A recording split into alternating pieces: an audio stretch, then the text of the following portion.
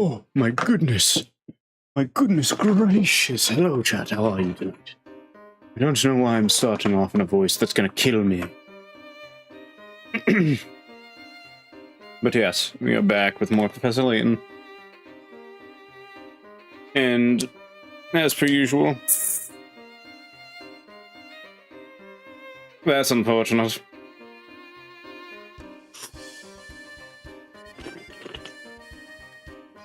That probably sounded awful, I apologize.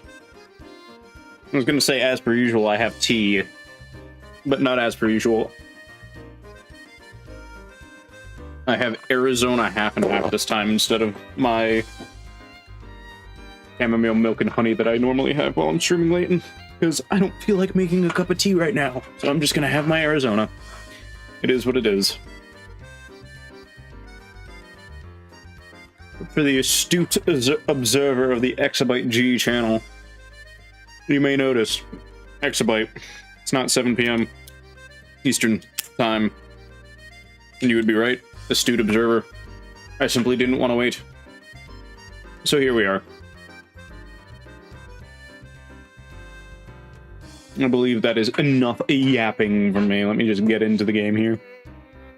I hope I can maybe finish the game tonight. I know I said that last time. But we'll see what happens. Our story so far.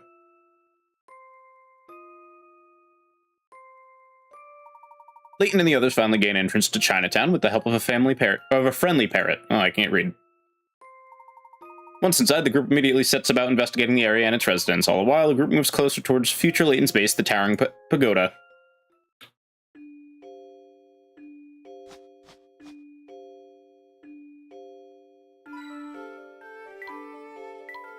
Watch your step, won't you, Flora? I forgot Flora was with us now. You can uncover some real gems in a shop like this. Look, Professor, the books on the shelf are all on sale. Well, the trash can technology hasn't changed much. Trash can, I would assume not. Farther down this road we go, the lonelier it feels. Book here, shelves. I have that problem, except it's not books, it's all Legos. There's so many Legos. Where's the murder mystery section? Where's Flora would be in the murder mystery? I think I could handle the kinds of books the professor reads now. Luke, you would be bored out of your mind. Oh, I thought this was out of print. And here, another classic. You thought it was out of print in your time, and we're in the future now, Mr. Layton. Come on. Hi, lady. You got a big-ass cheek. Welcome to Maya's Miles of Books. You certainly aren't exaggerating. The selection here is simply astounding. If there's something that catches your eye, feel free to flip through it. Our mission is to serve our fellow book lovers. Wonderful. As an enthusiast of the written word, shops like this really make my day. Please enjoy yourself. Well, that was that, I guess. Oh, wrong. Jesus. I'm getting out of frame here. I believe I talked to this guy before. I don't remember his voice, so I'm just gonna pretend like I don't need to speak with him. Look at all these shops! And it smells like something amazing is cooking here. I see you've taken a liking to the neighborhood. Let's ask a few more locals about the area. Look at this giant panda, isn't it cute, Professor? Hee, look at that face.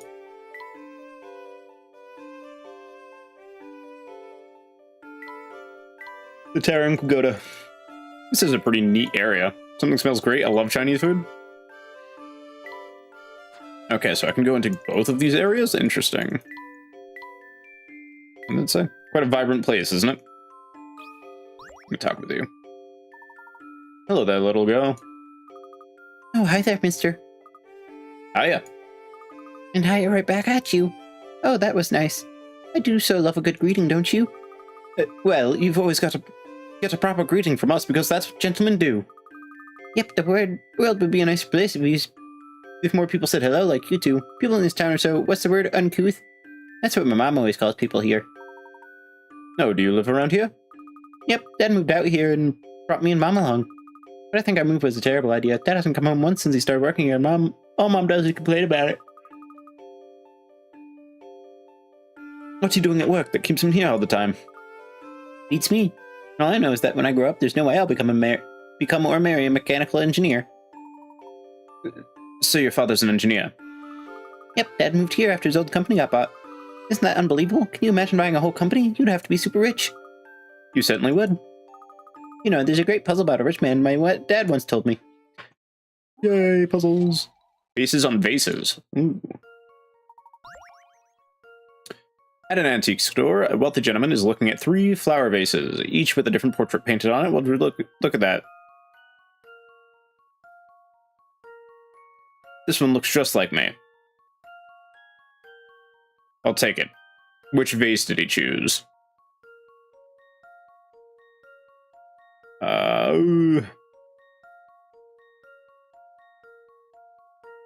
So this is his head, his thing, his gut, and then his legs. It's the outline outside of it.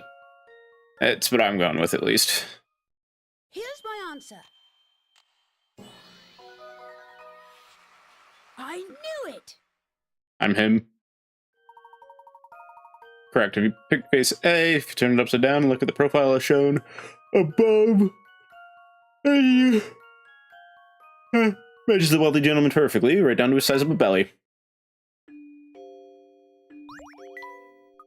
Hey, you got the answer. Nice going. Thank you. As an inspiring gentleman, I do my best to solve any puzzle that comes my way. What about you, kid? Hey, what's up? I was just wondering if you knew anything about a man who runs the Towering Pagoda. Of course I do. Everyone does. That fella's bad news, mate. What do you mean by that? Well, you know, got a bunch of thugs working for him, and they're like thugs, if you know what I mean. So I figured the boss got me one nasty character. Why am I yawning so much? He and his goons have this place so scared most people don't bother going out much. Maybe that's why puzzles are so popular here. No, let me tell you one.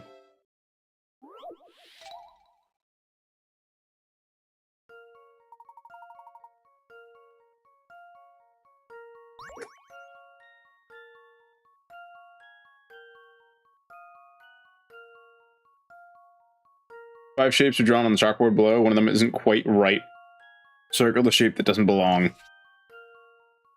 I can already tell its numbers, so there's 3, 3, 3. There's 3 3s here. This is 1, 2, 3, 4, 5 5s. 1, 2, 3, 4, 5, 6, 7 7s. 1, 2, 3, 4, 5 6s. That's the one that doesn't belong. Because this is, in fact, 4 4s. I've got a good feeling about this one. Well, that's settled.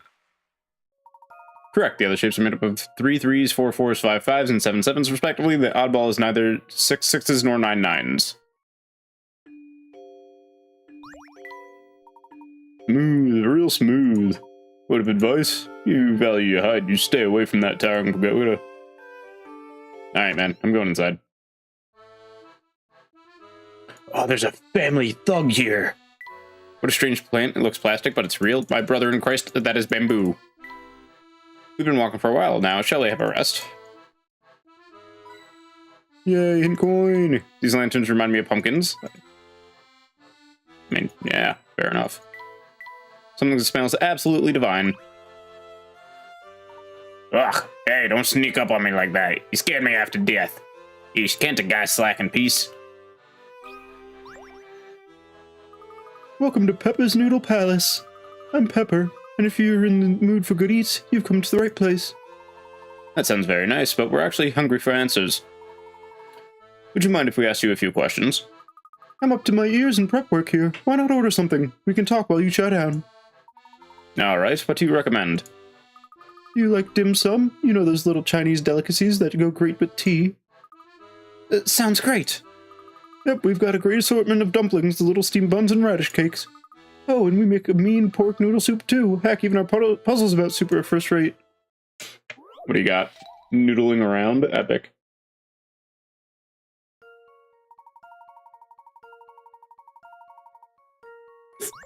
Bowls of plain noodles and pork noodles are lined up and around the counter. Arrange the foods so the bowls of plain noodles and pork noodles alternate.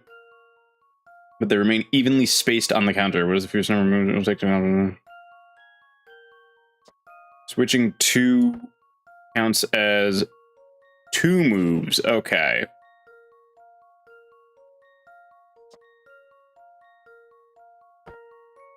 It's 1. It takes 1 move. Here's my answer. It takes literally 1 move. That is the only move you need to make. No puzzle can stop Layton's apprentice. Noodlerific. You don't need to switch any of the bowls around. You just need to move a bowl of plain noodles from one end to the other. So what'll it be, gents? You know, now I'm in the mood for pork noodle soup. I'll have that, please. As will I. You got it. Hang on a sec. Wait, hang on a sec. And there you are. Now what did you want to ask me? I used to live in London about 10 years ago, but I don't remember this part of the city. Is this area a new development? Gee, that's a good question. I actually just opened up shop here a short while ago, so I don't know. An investor told me this area was ripe for a new restaurant, so I moved out here. Interesting. Well, thank you for your time and the menu recommendation. Professor, this soup is amazing. Hurry up and eat before it gets cold. Thanks, Luke.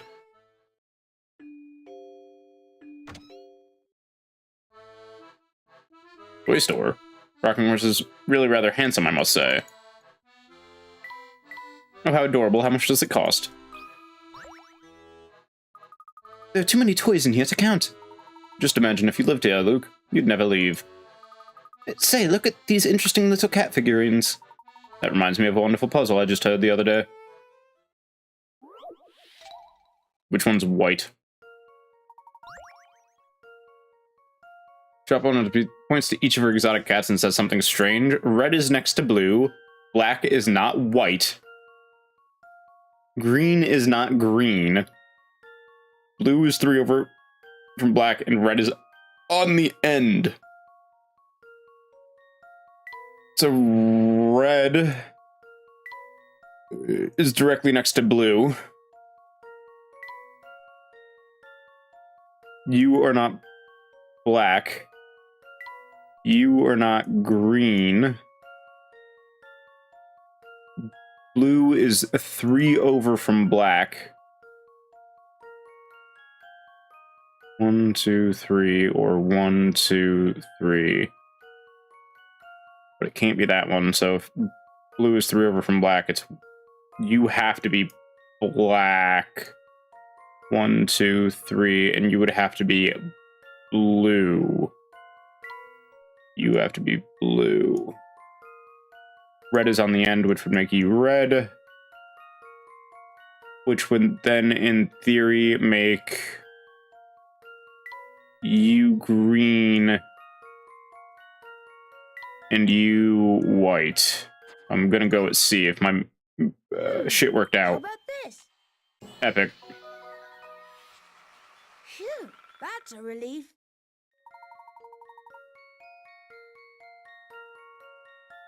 Green cat is named White. Shop owner named each cat after a different color than its coat. She's pretty weird, huh? Yeah, a tad bit. Don't know why you would do that.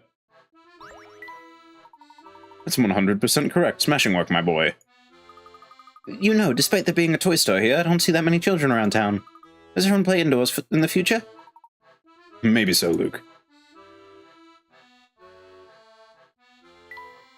I'm too old for stuffed animals, Professor. Are you, Luke? Are you? Forgive my apathy, but unlike little Luke here, I am not a child. This would be a great place for a birthday party. I've never seen so many toys in one place before. Take a look at all the toys here. Big on toys, are you? I used to be, but now that I'm older, I don't have much time for toys anymore. Oh, but you can't forget that toy car of yours, my boy. I suppose you got me there, Professor. That car's too fun to put down. A toy car, you say? Let me see it. Yes, this is one of my creations. Really? Wow, that is so cool. Thank you kindly. Well, since you're such a fan, I have a special offer for you. If you can best this puzzle of mine, I'll give you a special track for your car. A special track just for solving a puzzle. Gosh, this is my lucky day. Shout out, Luke. 2 squares of paper A and B are shown below, following the arrows from left to right. Each piece is folded in half and then folded again. Red dotted lines on the far right image of paper A show where a cut will be made. Your job is to cut paper B, so when you unfold it, the cutout shape in the middle matches the shape in the middle of paper A when it's unfolded. So if you're folding it like this, when you unfold it, it's going to be like this. Excuse my horrific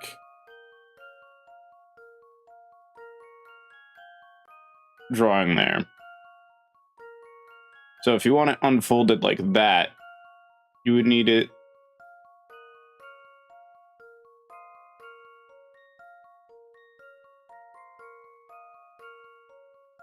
but this is just the one corner, so literally all you would do is this. If you cut it just like that, it should be the same. This one's as good as solved. No? Let me think this through again. If you're thinking that should have worked, perhaps you're making the size too big or too small. The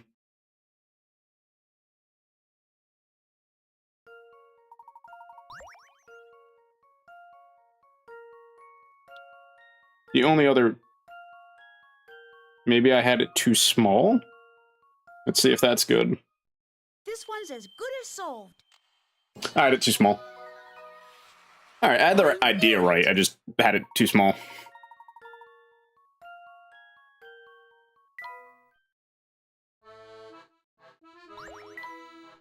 Now that's using the old noggin. As promised, here's that track. Thank you so much. The name's Checker. Come by and browse anytime. Yippee!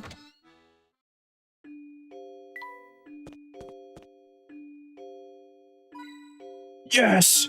I love my coins. The railway is useful, but it's no military express. I mean, what makes it different? That'd be a lot less scary if it didn't loom like that.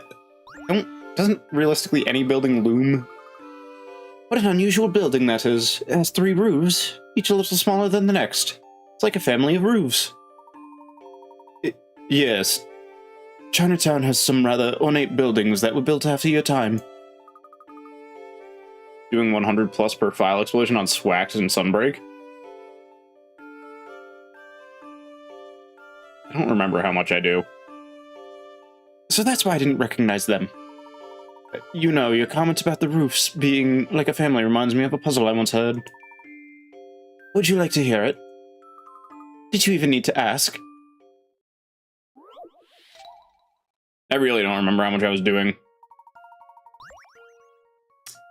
There are 10 siblings living together. Luke, let's say you're the 8th child. The oldest daughter is the 2nd son's... Oh, Jesus Christ. Alright. 10 siblings. 1, 2, 3, 4, 5, 6, 7, 8, 9, 10. This first Monster Hunter to have an element meta, so element file overpowers power file. I think I've been running element file. 1, 2, 3, 4, 5, 6, 7, 8. So this is Luke. The oldest daughter is the 2nd son's younger sister. So if the oldest daughter is the 2nd son's younger sister, son, daughter. The 4th son is the 2nd daughter's older brother.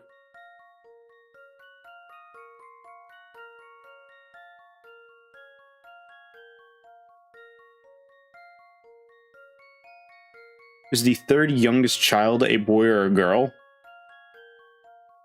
third youngest. It would be a boy because it's Luke. I'm overthinking it.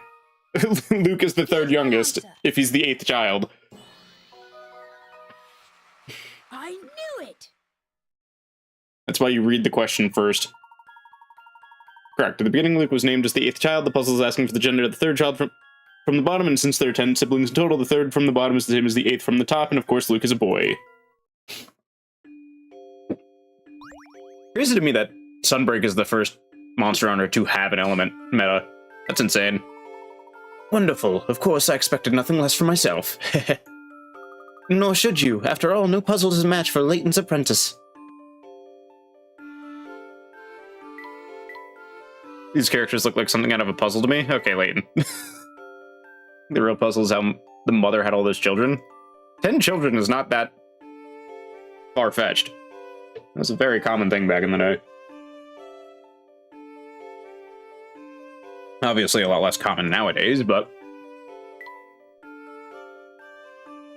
I want to go into the subway. It's a little dingy down here. Wish they'd at least switch on the fan. Shout out to mothers. Real. Hey Luke, you'd be small enough to fit inside, wouldn't you? How on earth could these walls have gotten so dirty? Smoking. Platform's over this way. Station is just as dirty as ever. Alright, not much. This is just gonna be the, where I can go.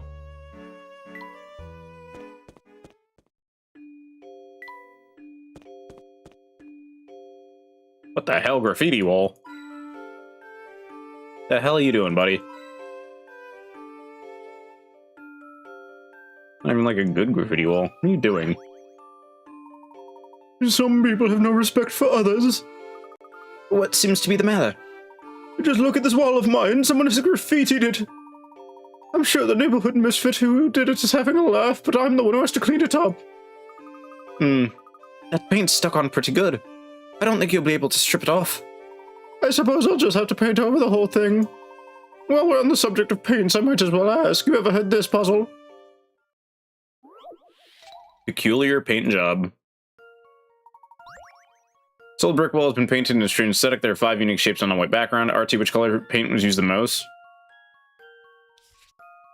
So it's going to be awkward because of this shape and this shape. There's got to be a way to do it without counting, all things considered. White? Why did I look at chat? You're right. Fuck, I didn't even see the white paint bucket. So I was just like, oh, it's, you know. Fuck you. This one's as It's good my as fault for solved. looking at chat.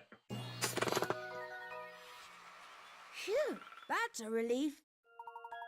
Exactly, without it out, the white paint used as a background covers the most area. And I didn't even see the white bucket. I meant that as a joke, that's funny. Fuck you. Smart thinking, and you know what? Your smart thinking has given me a brilliant idea of my own. Oh, let me hear it. If I just paint this wall white again, I'm practically begging someone to cover it in graffiti. So maybe I should get someone to come by and paint a fancy mural out there for me.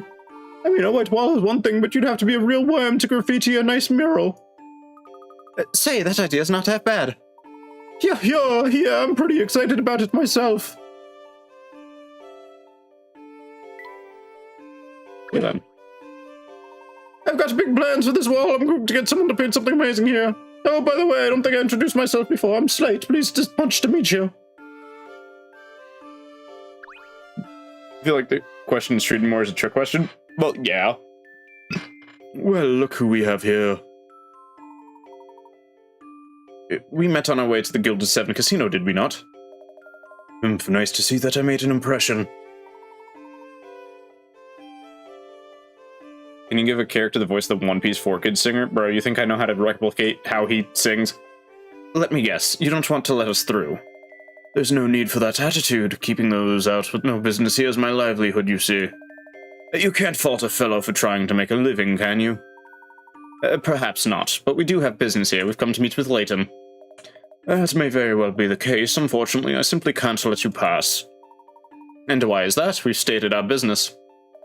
Because my employer, Mr. Layton, is out at the moment. Hence, you have no reason to enter the building. And you're quite sure he's out and about right now. Humph. Well, I didn't just lie to you, if that's what you're insinuating.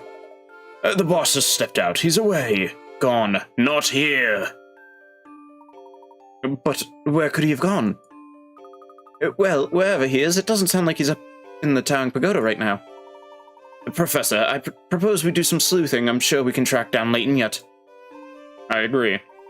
Let's ask some of the people in the area if they've seen my elusive counterpart. Well, I'm going right back to the painting guy. Holy shit, you were fast. It looks like your mural is coming along nicely.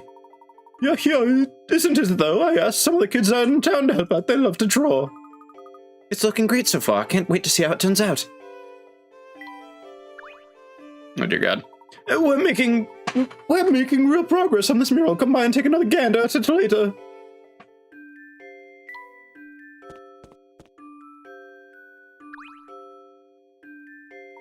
What can I do for you?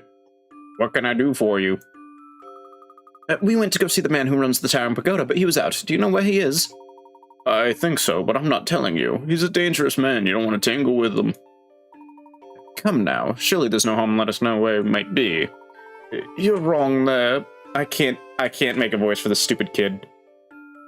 That child is the One Piece 4 Kid singer? I doubt that. Alf, what is that fucking emote? Are those potatoes?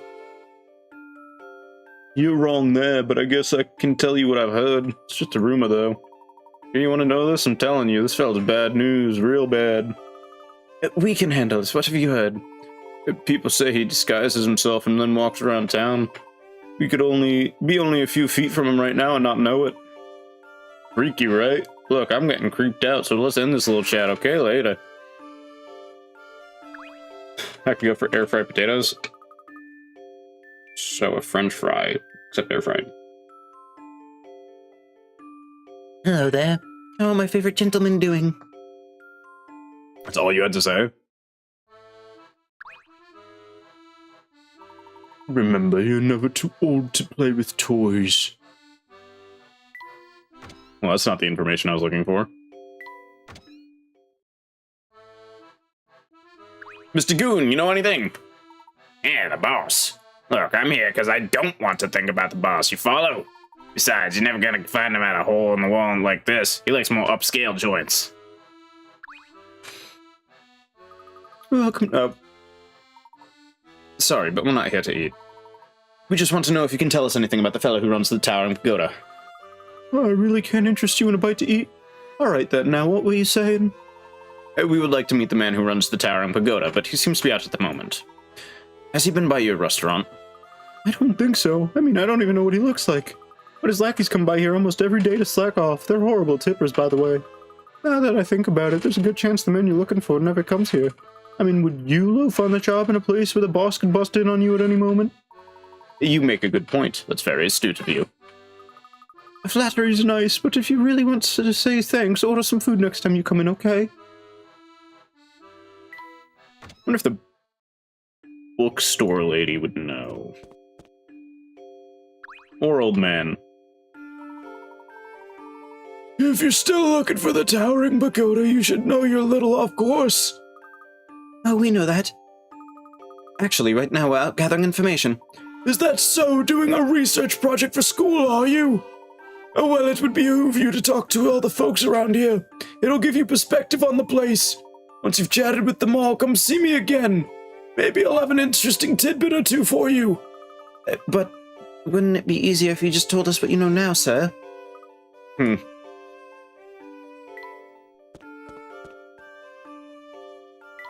What a weird old man. Thank you, mods.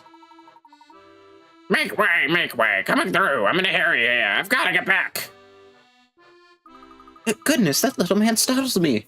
Who would have thought such short legs could move so quickly? Did you see how he raced out of the shop? The fuck, the inventor of the number? Huh? I sure did. He was sprinting, and in wet pants and shoes, too. And he was carrying 2 armfuls of books to boot. He must be a big customer here. Maybe the one behind the counter knows something about him. May I help you find something? Avogadro? Yeah, that was that guy's name. Actually, I was hoping you could tell us about the man who dashed out of your store just now. Oh, would that be Dr. Avogadro? He's always in a hurry. His pants and shoes were soaked. It was very strange. I guess I've gotten used to it. He always looks that way. He sneaks away from work to browse through our new books. You know how absent-minded geniuses can be. Bet he doesn't notice puddles as well. Or maybe he likes to go fishing on his breaks. Who knows? He always bursts in, buys a few books, and then dashes out without so much as a word. Intriguing. What is it? What do you want? Can't you see I'm in a hurry here? Oh, I think you've upset him. You can't just go running up to people you don't know and expect them to chat with you. I can't help it, Flora. How else are we supposed to find leads for our investigation? Well, some people really don't like talking to strangers. Hey, if you two are just gonna stand there squabbling, will you at least get out of the way?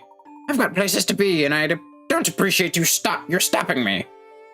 Oh, but you don't really want to run around like that, do you? Like what? With your pants and shoes all wet and squishy. It seems awfully uncomfortable. There will be time for drying later. I have to go now. Enjoy your little row.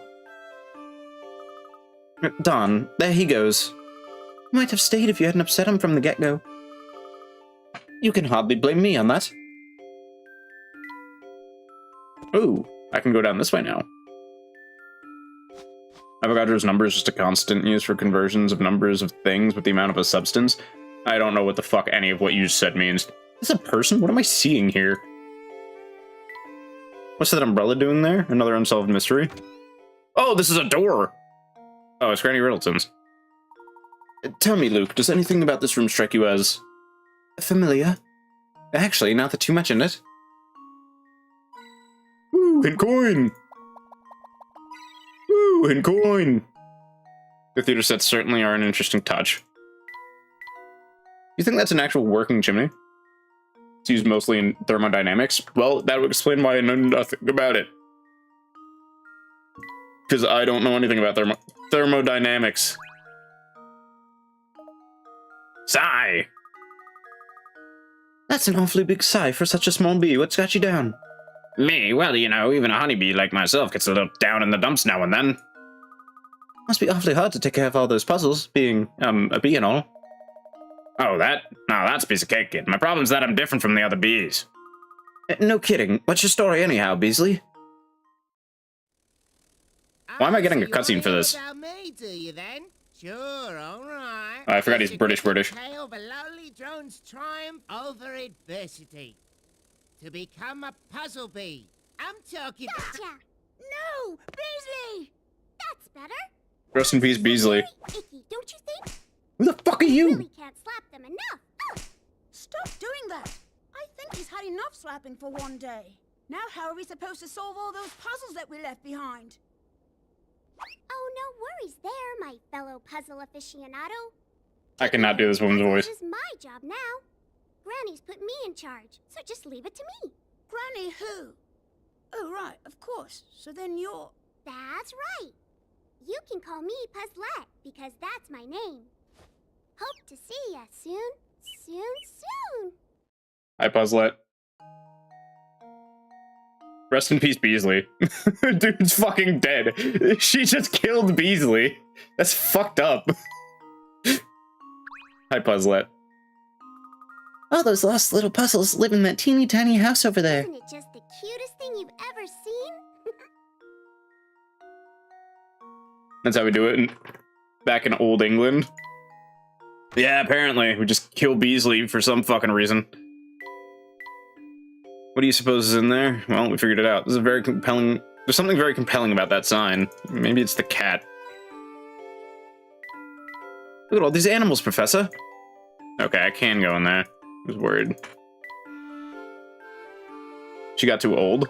Well, Granny Riddleton went on vacation, from what I recall. Hello there. Good day, miss. That name's Hazel. It's lovely to meet you. Hiya, Hazel. Oh no, it's you! Good to see you again. You were using that cute girl as a decoy to lure me out of hiding. I knew it. I knew something was funny when she started chatting me up out of the blue. Why did I stop to talk to her? Now you've got me right where you want me. I gotta get out of here.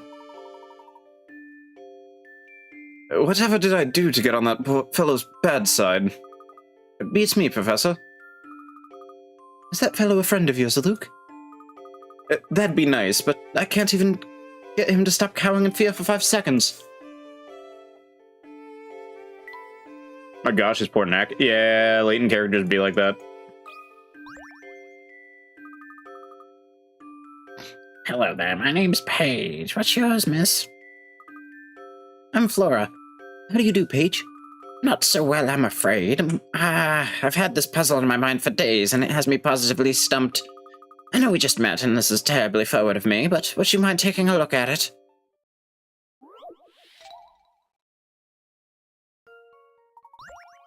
Oh, this is simple enough. So I'd love to do that. And I'm gonna be real, I do think that is about the only thing I could do there. Is there a way... The only way to get something in here would be... Yeah, that's too large for that. The only way to do this properly would be this. Which, in that case, we can then use this to our advantage. However, we cannot. I lied. Cannot do that.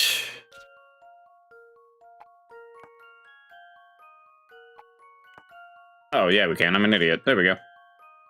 That was easy. Here goes nothing. Puzzles make the world go round? Yes. Yes, they do. Did you see that? Well done. The baby bird is still too young to fly.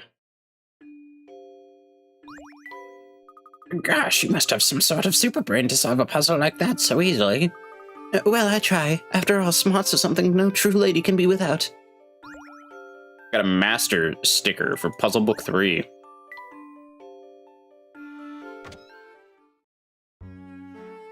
Oh. I've never seen a tortoise this big before. Let him out of the cage! He doesn't deserve to be caged up like that! Would have thought there were so many products for pets. Good thing I don't have allergies. Yeah, that'd be really unfortunate to walk into a pet store with allergies. I don't think Paul needs one of these. Yeah, Paul's having a good time. I forgot to name the bird Paul. Look, there's a fish tank here as well. It's a pet store. I hope they'd have something. What? Oh, what a splendid parrot you've got there. Nice to meet you. I'm Paul. Paul. Oh my, clever and polite. My name's Myrtle Paul. Hello, Myrtle. Nice to meet you. Is this your pet shop? A pet shop? Oh, no, young fellow. This is no pet shop. It's a meeting place for animals to find true friends. Are you good friends with Paul? You bet. Oh, I almost forgot to introduce myself. My name's Luke. Well, it's very nice to meet you, Luke. You and Paul play nice with each other now, you hear? Get lost, you clown. Now's not the right time to bust that out, Paul.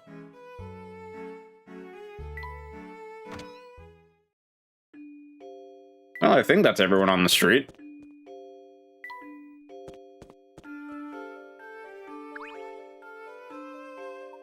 Oh, good day, whippersnappers. Did you manage to find that dreadful man who runs the Towering Pagoda? Unfortunately, no. He was out when we paid him a visit. We're actually trying to locate him now. Ah, well, you're wasting your time searching for him in this part of town. Does that know where you mean? Does that mean you know where we can find our man? Oh, I've said too much. I can be so careless at times. So you do know. Please tell us where we can find him. It's very important. I'll say it again, lad. I like how forthright you are. Given that, I suppose I can drop a hint your way that may help you. That is on one condition. Yes? If you run off and tell my darling wife that I'll be eating lunch out today. But we don't know who or where she is. Oh, she's easy to find, my Myrtle. She runs a pet shop on the edge of Chinatown. Shouldn't take you long to find it. Very well then, we'll deliver the message to your wife and return later. Well, back down the side road I go.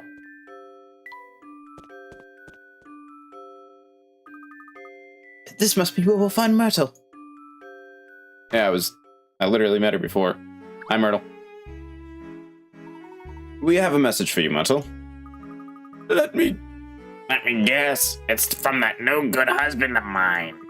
That sluggard just strolls about on all day while I work my fingers to the bone here. I don't think this is the voice that I gave her, and I immediately cannot figure out what the fuck I just gave her as a voice. Professor, what's a sluggard? I'll explain later when we don't have an angry lady in front of us. Now, wait, wait, wait. Right, your husband Rudolph wanted to let you know he's eating lunch out today. No doubt he's at Pepper's. It's infuriating. I'm the one who works it. I still manage to prepare lunch for us every day. And he has the nerve to let it go to waste. Now, madam, please settle down. Furthermore, we don't have enough disposable income to be eating out all the time. I don't care how much he likes those soups. His behavior is simply shameful. Well, since we delivered the message, we'd best be off now. I spend valuable time picking out and preparing nutritious, delicious recipes, and this is my thanks. I'm a working woman, you know. Oh, where did everyone go? There we go, that was the voice I gave her. Ooh, that was intense. Just goes to show you that when someone prepares you food, you can't just run off on them. Say, where's the professor? Here I am. You three surprised me. I had no idea you could run that fast. My apologies, Professor. It was getting a bit uncomfortable in there. Professor, don't you agree that it's very rude to stand someone up when they've made food for you? Oh, yes. Absolutely. A gentleman should always express gratitude for the hospitality of others. Oh, I will be right back, chat.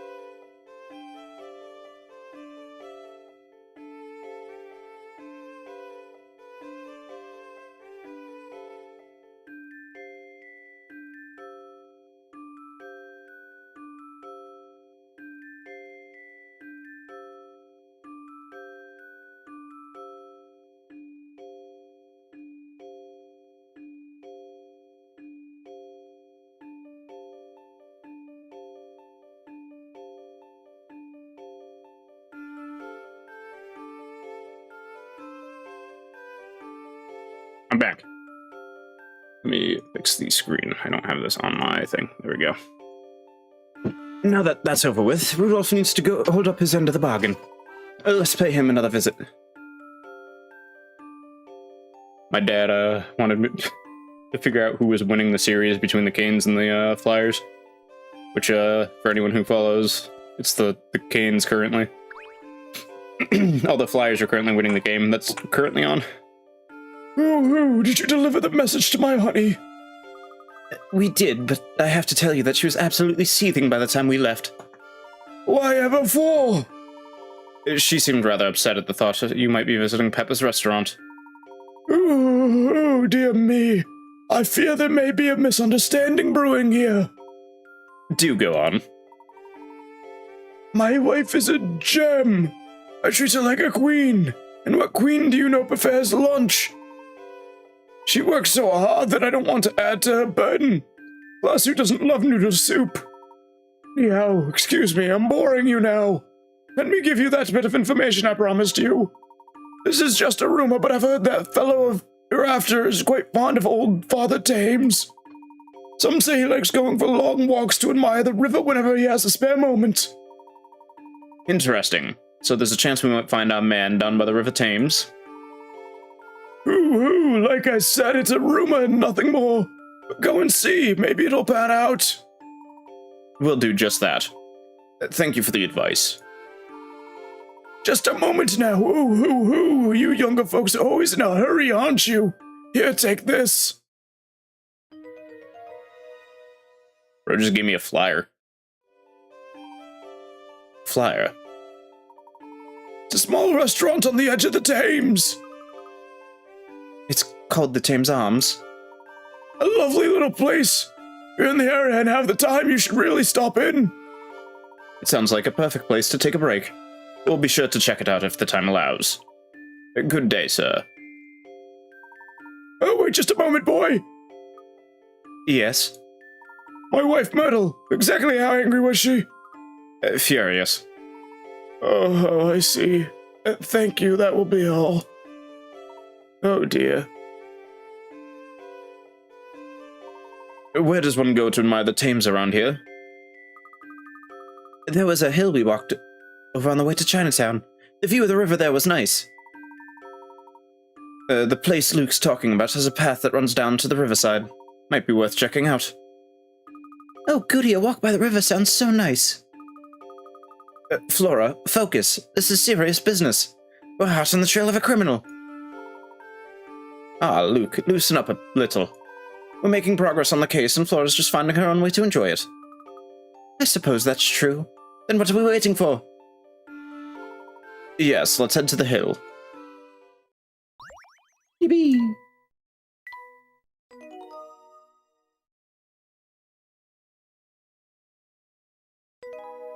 A meeting by the river. I think there's 15 chapters, so I'm gonna be real, I don't think I'm finishing the game tonight. Watch me be completely wrong.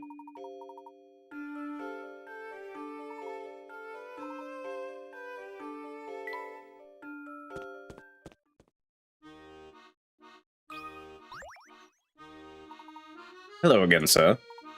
Ah! Why do you keep sneaking up on me? Sorry, it's just that I noticed your pants and shoes were soaked and... So that I got wet pants. That's the least of my problems right now. Well, what seems to be the problem? I'm here waiting on a friend, and I think there's been some confusion about our meeting time.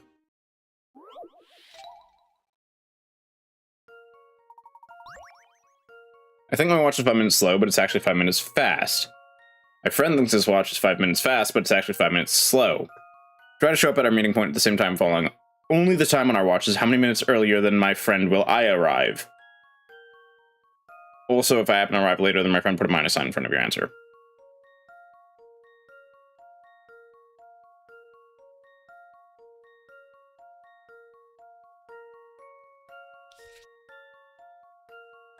Time.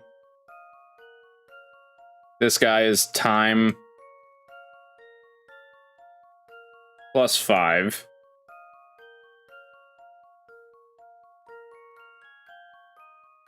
Here's his time minus 5.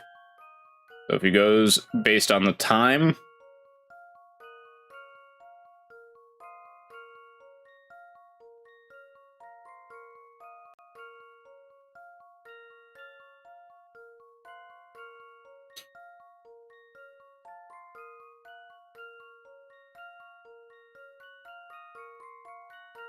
yours is fast, yours is slow. Hold on.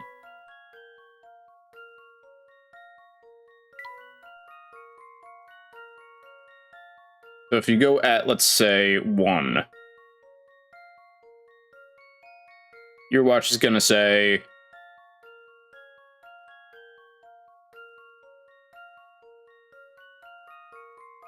105 when you actually get there.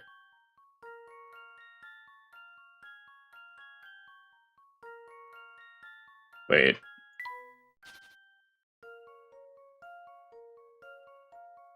I think my watch is 5 minutes slow, but it's 5 minutes fast.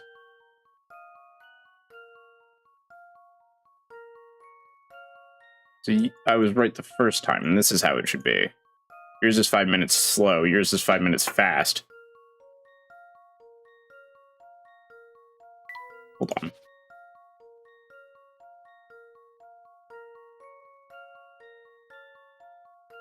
So yours would be 12:55 at 1. At 1, yours would be 12:05.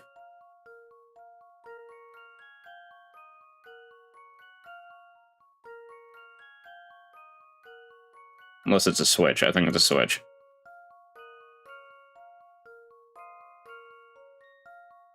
Either way, it's a 10-minute difference, I believe. That should do the trick. Never mind. Well, if at first you don't succeed.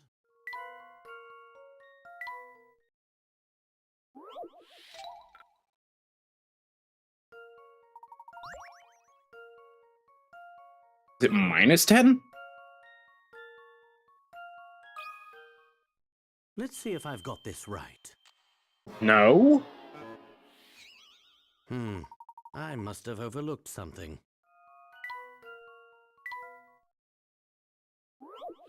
I don't think I'm understanding something about this puzzle.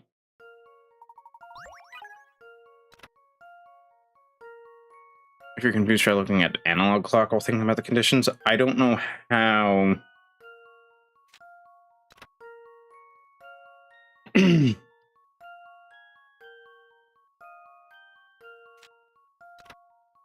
My watch 5 minutes less when I want to arrive on time show 5 minutes earlier than the time shown on my watch.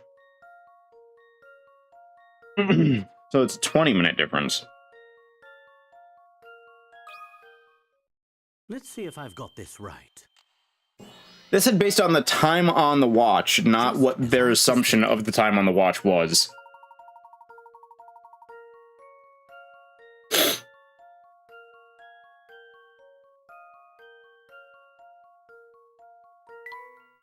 Whatever. Now it makes sense. I'm glad I was able to be of some use to you. Oh yeah, as a scientist, it's clear to me you've got a real knack for critical thinking. I'll say he's the most acclaimed professor of archaeology in the country. Ah, that'd explain it. Anyhow, thanks, Mr. Professor. I'm glad I could be of assistance. Also ignore me for a second.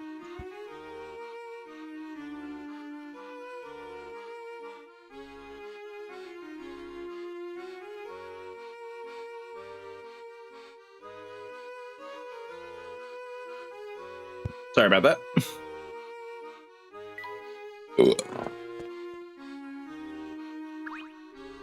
Cat.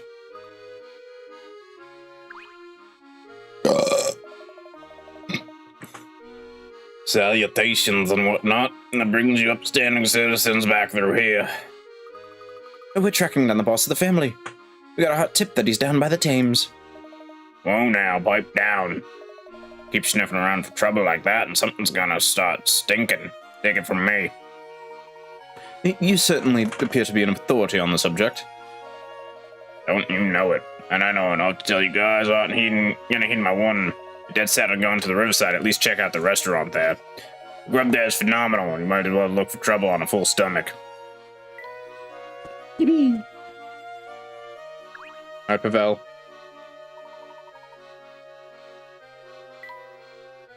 I like how that doesn't change. Hello there. Why, hello there. Oh no, not you again. He's not who you think he is. It's all a big misunderstanding. Oh, and just who is he? If you're thinking he's the head of the family, he's not. Honest, he's not. I mean, just look at those eyes. You can see for yourself they aren't the eyes of a criminal. To be frank, they're so small and beady that it's hard to tell. But I suppose they do seem rather trustworthy now that I've stared at them for a bit.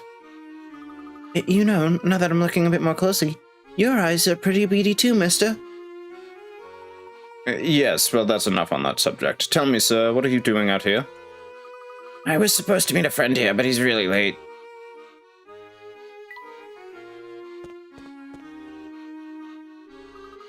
Almost there. Oh, the view of the Thames is nice here. Where do you suppose the future professor is? I'm so excited to meet him. Flora, you're awfully cheery about all this. Well, aren't you excited to meet him too? I want to find him, but I can't say I'm looking forward to meeting a criminal. Those stairs over there, it should take us down to the riverside area. Let's not waste any time then. Down we go. Perhaps a new cravat is what I need to make my case. Hmm.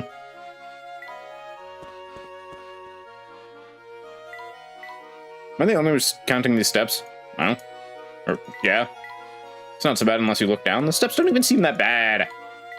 I do believe those are used to catch fish. I wouldn't know. I'm not a fisherman.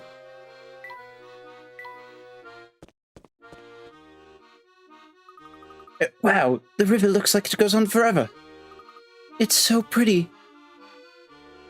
that a rabbit? Up close, the river looks a lot dirtier than I expected. Yeah, that's how it goes. An unfortunate circumstance. It's a shame the industry has spoiled the view. But that industry has spoiled the view. Careful now. That rabbit looks awfully, agitated. I don't like that glint in his eye. He looks like he could attack us at any moment. Well, you've always had a way with animals, even those of the more cantankerous variety. Why don't you see if you can't befriend the little fella? Befriend him, right. He doesn't look too, friendly, but I guess I can give it a shot.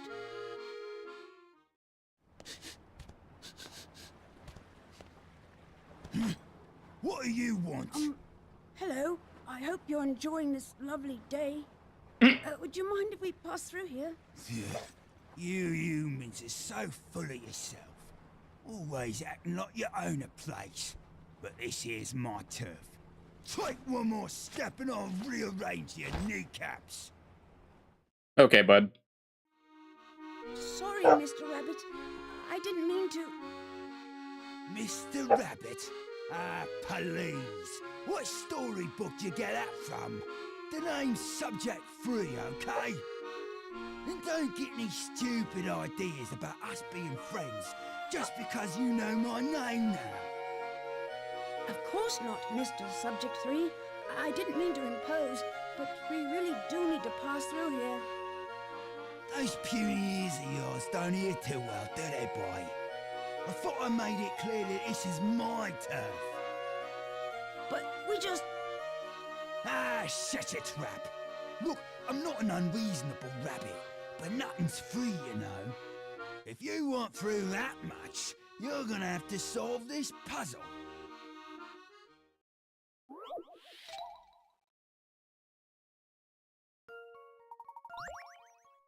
Julia Rabbit has a unique method of getting around. He travels 30 centimeters with each hop, but when he lands, he immediately laps 30 centimeters to the direction his tail is pointing.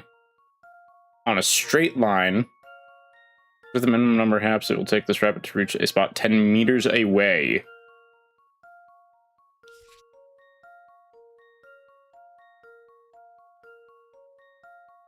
So if he's going in a straight line, I'm going to go 70, 30. So that would be 40.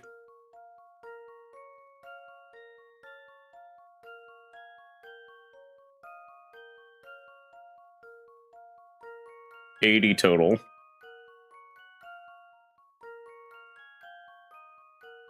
$120.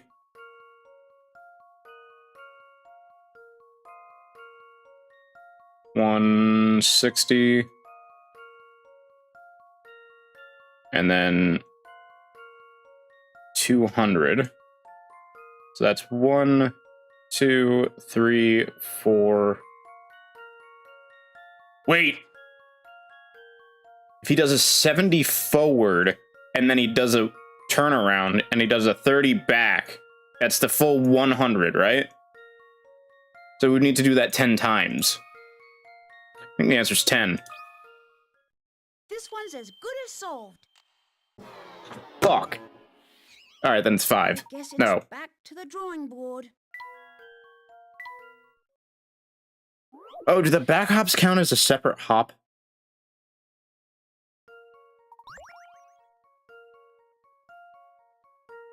Yeah, they count as a separate hop, so it's 20. Either way, it's still 20. How about this? No puzzle can stop Layton's apprentice.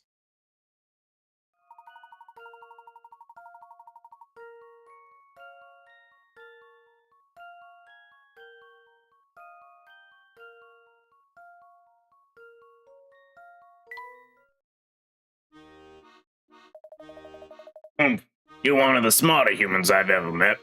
I'll give you that. So what exactly is your story, Mr. Subject 3? Want to know more about this old hair, do you? Well, got your hanky ready, because my tale's a real tearjerker. Okay. I was born in the mean streets of London and separated from my parents at an early age. I would never see them again. It wasn't long before I was kidnapped and sold as a lab animal. I thought it couldn't get any worse. I was wrong. The research facility I was taken to was the most miserable place on Earth. It was there that the whitecoats started calling me Subject 3. That's a peculiar name. Yeah, that's because it wasn't so much a name as an ID. I was a test subject, not a cuddly pet. There was a Subject 1 and a Subject 2 there, but who knows what happened to them. I don't mean to stir up painful memories, but you said you were a test subject, so... You want to know about the test they did on me? Just thinking about it makes my fur stand on end. Well, this was one of their favourite routines. They'd throw me in a room and cut the lights. There'd be a loud noise like nails on a blackboard. Next thing I know, I'm in a totally different room. Even now, I've no idea what they were doing. That sounds awful. Have you two worked everything out? Did you hear Subject 3's terrible story? Apparently, he was forced to be a test subject in a whole bunch of weird science experiments. Our friend here carries a heavy burden on his shoulders. Poor little fellow. Poor little fellow? Pugh. Spare me your pity. Life is hard, kid, and I've had it harder than most. None of it really matters.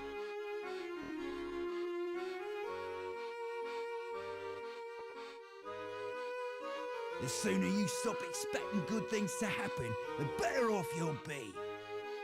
What kind of attitude is that? You're free now, and you've got your whole life ahead of you. Ah, so now you're gonna tell me how to live my life, huh? Go on then, get out of my face before I bite the lot of you!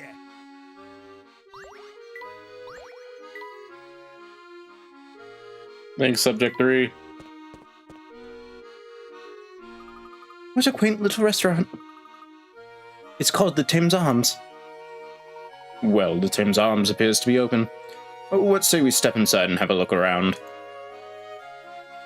I need to add more grovel to my voice for Layton. I just don't know how to do that. Ooh.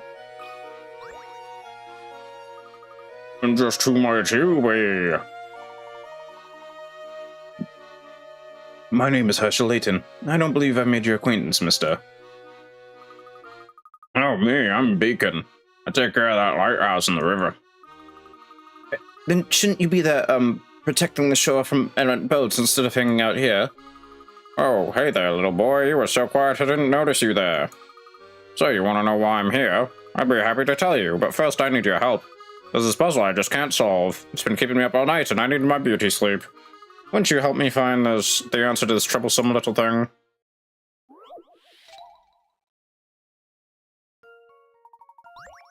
One male is standing in front of a child. Two males are standing behind a female. One male and one female are standing behind a male. Male standing in front of child. Two males are standing behind a female. One male and one female are standing behind a male. Female is standing behind a child. 5? It's 5 people. I've got a good feeling about this one. Fuck. I must have overlooked something. Something tricky going on?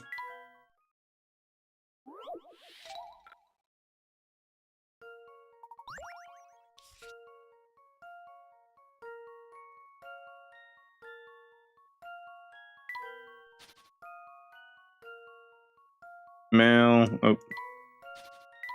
Male. Child. 2 males are behind a female.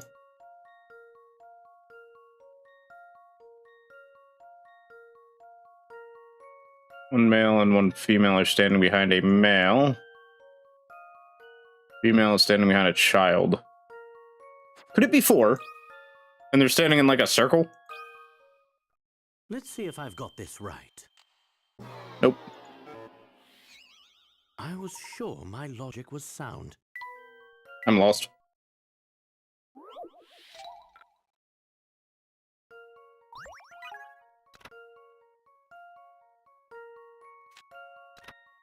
Wasn't standing in the same direction? Huh? Gender is the child?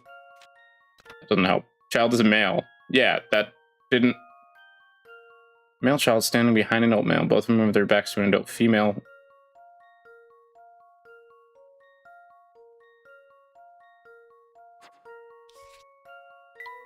So in theory, it's saying... Female... Male... Child. One male is in front of the child. 2 males are behind the female. 1 male and 1 female are behind the male, and the females... yeah, I guess it does make sense with all 3. That should do the trick. Well, that's settled. Here's the crowd. I kept pinging it as a male child, too, but I just couldn't get that. Goodness, you're quite the brainiac, aren't you? Now, what was it that you and your little friend wanted to talk about? We were just wondering what you were doing here on the shore instead of in the lighthouse. Oh, yes, well, mine's a rather sad story, so I hope you don't cry easily. I'll try to keep it brief. Before I came to London, I was a star lighthouse keeper out in Dover. But then my employer fitted the place out with a mechanical control system.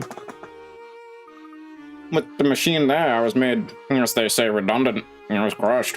I'd be living in my dream, only be chased out by a machine. That is terribly unfortunate, son of events. And just wait. Gets worse. After being run out of town, I found work in London, right? He had said to be looking after the lighthouse. But when I peeked inside the other day, I was shocked. The thing was fitted with awful machines buzzing, whirring, and doing other machinery things. Couldn't stand being around all that clanking, so I decided to go for a walk to clear my head. It's strange. Why would the owner put out an ad for a lighthouse keeper when the machines do all the work? Something about Beacon's story sure seems fishy, Professor.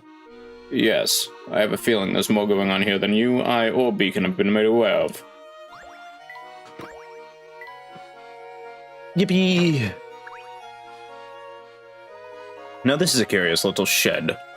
Luke, be a good lad and open the door for us, will you? It's no use, Professor. Someone's locked this place up tight. We need the key to get in. That's too bad. Perhaps we should try returning here later. For now, let's move on. Oh, I keep yawning. Crawfish in the Thames. These are a new addition. These weeds certainly are hardy.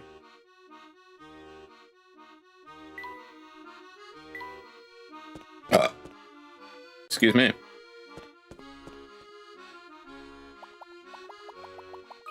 Puzzle, puzzle! Look, a hidden puzzle.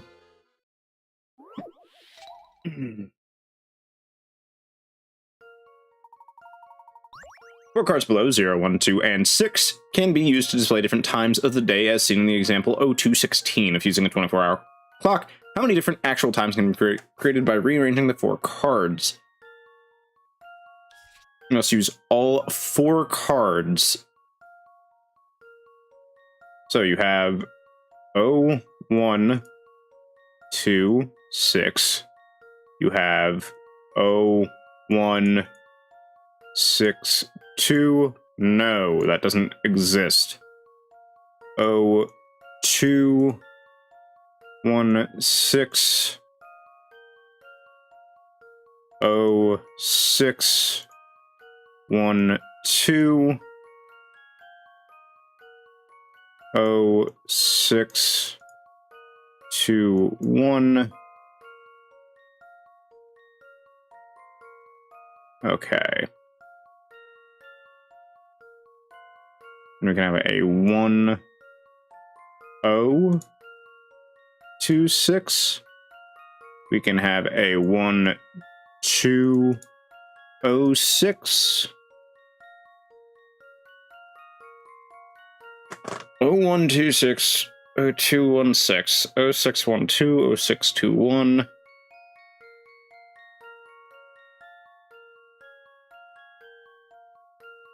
And we have the 24-hour time format, which would be 1626 1602. We could have a 2106. And then if we replace the 6 with a 9, we double this one, double that one, double that one, double that one, double that one, double that one, double that one, double that one, and double that one. So we double all of them if we replace the 6 with a 9. So it's 1, 2, 3, 4, 5, 6, 7, 8, 9. It's 18. Here's my answer. Did I just straight up miss a time? Let me think this through again.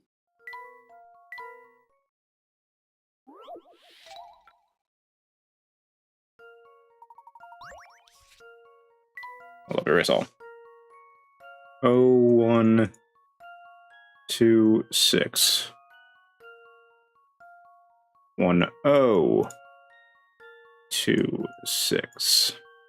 Hold on, let me do this with the smaller pen. 0126 1026. All right. 02. I forgot 20s, didn't I? 1620. 16. 06 12 06 21. There's no 60. Right? Right. And then 09 1 2 and 09 2 1 01 29 10 29 02 19 20 19 09 12. Oh wait, I already did 09. Oopsies. Did that at the bottom there. Okay. And then you have 1206 and 1209. And then you have 1602 1620. Then you have 1902 1920. And then you have 2106 and 2109. That's 1, 2, 3, 4, 5, 6, 7, 8, 9, 10, 11, 12, 13, 14, 15, 16, 17, 18, 19, 20. So I did miss something somewhere. I just don't know which one I missed. How about this?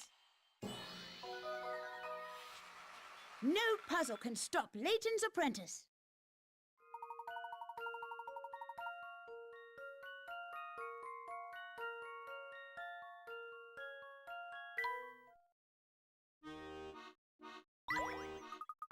Stick a fork in this puzzle because it's done.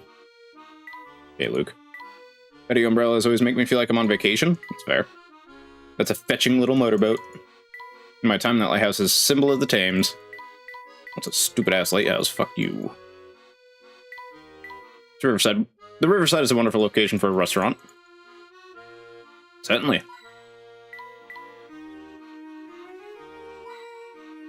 Okay, let's head on in. Wow, this place is empty. I could do a spot of tea myself. Where's the menu? But there's a great view from upstairs. There's no option to walk upstairs. Where are the chairs? Huh? You eat standing up. That's bars. The crystal here is top notch. Oh, Professor, looks like they've got a lunch menu. Gentlemen, lady, welcome to the Thames Arms. Good afternoon, sir. We're here in search of an acquaintance who may have come by today. As you can see, business is quite slow. One regular came in earlier, but he left a few minutes ago. I see. This regular didn't happen to come from Chinatown, did he? Forgive me, but it doesn't seem right to give out that kind of information without his consent. Of course, I understand your concern. However, this information could be vital in assuring the safety of London. That's quite a claim to make. What about this? You can help me with a problem I'm having. Perhaps I can help you with yours. Diced dates. Set and make a special pair of dice that can display each day of the month numerically on your desk as shown by the 12 at the top of the screen. Each day must use both dice, however, means single-digit days like the first and second will have 01 and 02 respectively. That you had the design figured out, but the layouts below won't display all the dates. Draw a circle on one number that needs to be changed. So 01, 02, 03, 04, 05, 06.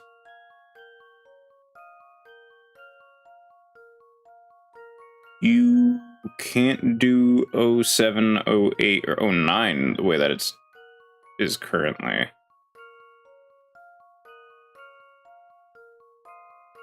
But you need double ones, twos, and... You need double ones and twos.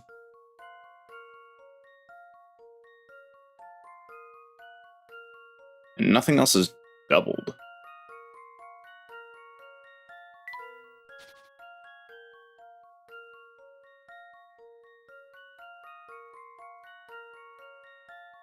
Change a 6 for an O. You can use the 9 as a 6. That's every fucking goddamn puzzle is 9 for 6. Just as I suspected. 6 needs to be changed. Current design won't allow this with the numbers 07 or 08, but if you change the 6 to a 0, you can flip the 9 upside down to use it as a 6 and display all the dates. This comfort build is really good. Can kill Hazard Valcana in 7 minutes, and it's a comfort build? Now that we've solved your problem, can you tell us about the man who was in here earlier? A deal's a deal. The customer who came by earlier is what some might call a bit of an odd duck. Every time he comes in, he's wearing something different. Maybe he thinks I won't recognize him. So he disguises himself. He tries to, at any rate. Told me that he can't afford to be spotted in public, so he wears different clothes. And this man hails from Chinatown. That's right. Says he comes here to unwind. His routine's pretty much the same every time. Usually walks in wearing that top hat of his, or orders a beverage, finds a seat by the window. Did you say that he wears a top hat? I did. It's a doll number, like the one your friend is wearing. But, as you said before, this man has already left today. That's right. If you were here just a few minutes ago, would have bumped into him leaving. Warriors ran comfort build in Monster Hunters just have a lower bar in terms of comfort so I can have more damage skills. Interesting.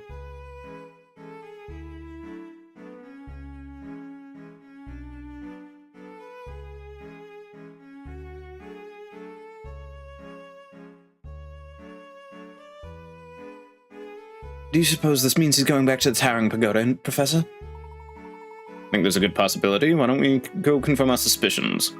That's a good idea. Let's go. Have a nice day. Yippee.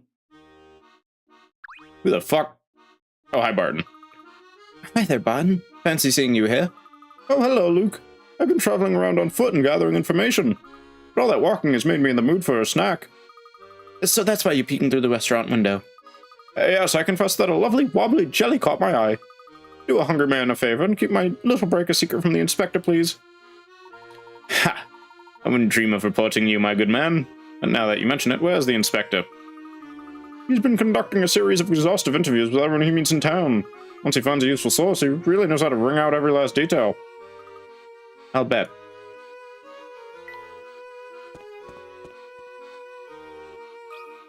You got another puzzle for me, Subject 3? Hello, Subject 3. What do you want? I was just wondering something. Back when those scientists did work on you. Work? Wasn't work, kid, it was torture. Sorry. What I meant to say was back then the facility they kept you at. Don't make me think about that awful place, kid. I've tried my best to block it from my memory. My best memory from that time is diving out of there and swimming toward freedom. So the facility must have been near the water. Yeah, I still remember the puzzle I thought up as I was swimming those freezing waters. Wow, you must have been one heck of a multitasker to do that.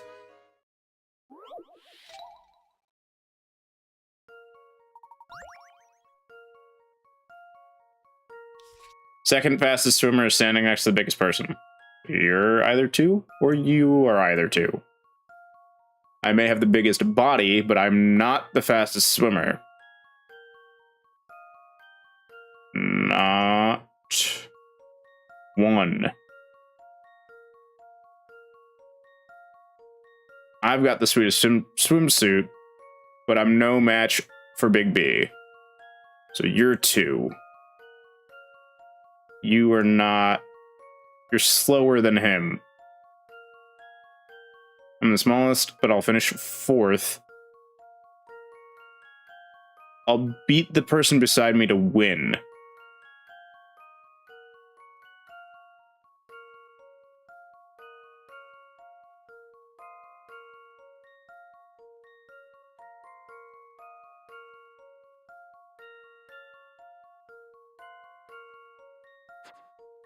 It's E. Here's my answer. Apparently not. I don't know what to say.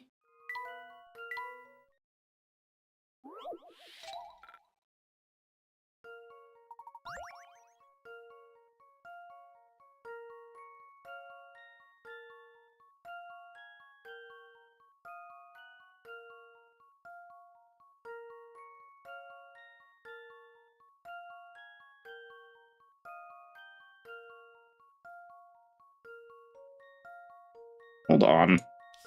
The issue is I don't think these are necessarily in order.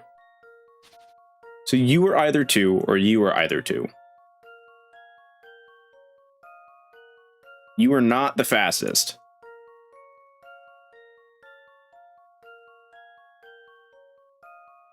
Got the sweetest swimsuit. I'm assuming that's you. So you are not fastest. Because you are slower than B. I'm the smallest, and I will finish 4th, so you are the second fastest.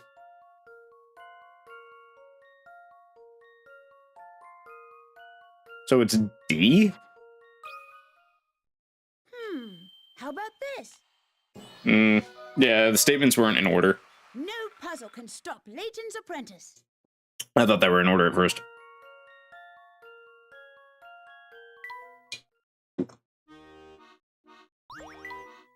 Yeah, well, look at that. I guess you're one human who actually has some smarts.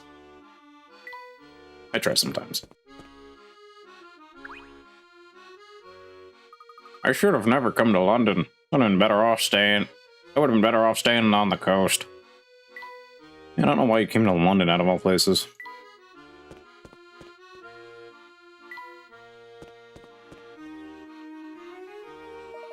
Oh, my dear sweet Fluke, I've been looking everywhere for you. What are you doing here? Please excuse Luke here. He's just surprised as all. What a pleasant coincidence it is that we all happen to walk through here. Coincidence? Oh, no. There is nothing short of fate, because you see, Fluke and I are destined for one another. Well, I suppose that's one way of thinking about things. Fate, destiny, Luke, just what have you been telling this sweet girl? Me? Nothing. It's all one big misunderstanding. Belle and I, we aren't, involved like that. Oh, Fluke, when you get all flustered like that, you're so cute I could just eat you up. I'm not flustered or cute. Hush now, my strong, gorgeous man. There will be time for more flirting later. I came to tell you that I've been seeing strange men running all over town looking for you. They keep on going on about the boss and blue hats and other gibberish. That sounds bad. Professor, do you think the family has finally caught on to us? I fear that might be the case. If so, we have limited time. Must gain access to the Towering Pagoda before the family reinforces the guard in that area. Don't be scared, my sweetling. I won't let anyone harm dreamy hunk of man. Look, Belle, thanks for the warning, but you can stop worrying about me now. And you can stop calling me weird names. All right, let's go now. Oh, Fluke, I love when you play hard to get. It just makes me swoon. Type shit. Type shit.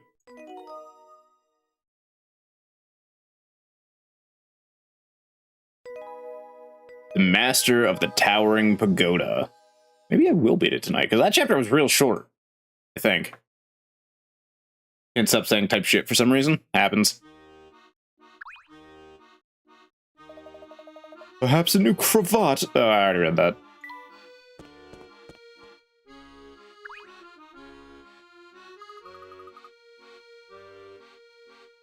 I don't care about you waiting for your friend.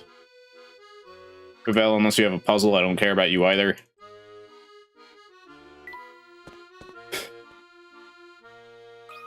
Oh, you have something new. Hi there, friends. Did you find the fellow you've been chasing? Unfortunately, no, but I'm confident we'll corner him at the Towering Pagoda this time. Yikes, jumping right into the lion's den, eh? You better be careful in Chinatown. On the off chance things get hairy there, you can always come and talk to me. I'll help you out. The way you say that makes me think there's more than an off chance things will get hairy. Not at all, my small friend, but you know what they say. Hope for the best, prepare for the not best. The not best, don't you mean the worst? Do I? Oh. Say, speaking of preparations, you fellas ever heard this one?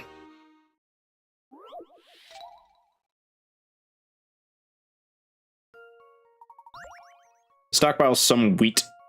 In case of future shortage, you've decided to mill some of your grain into flour and stash it away somewhere safe and dry.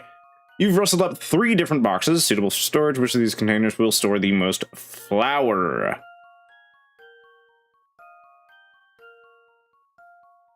I mean, it's... You flip A upside down. This one's as good as solved. Just flip A upside down and suddenly it stores a lot. Why would you have the fucking top on the bottom like that?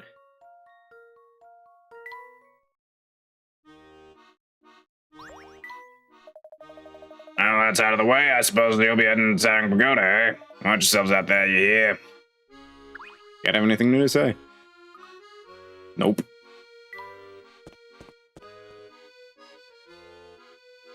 I'm gonna complain about your friend again. Nope. Okay, but I don't care about you in the slightest. Well, man, you have anything new to say? You do. I have to sneeze, though.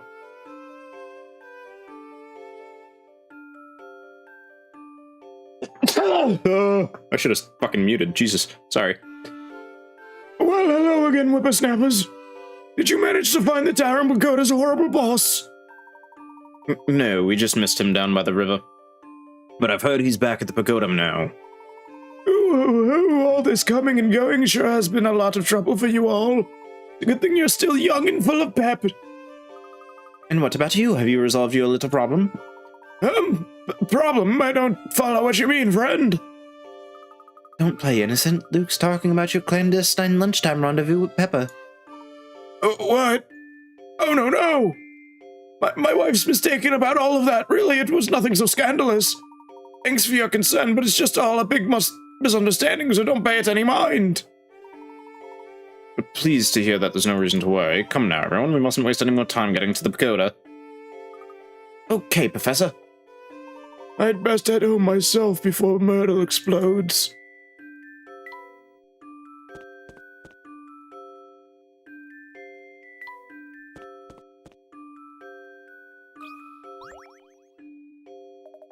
Back again, I see.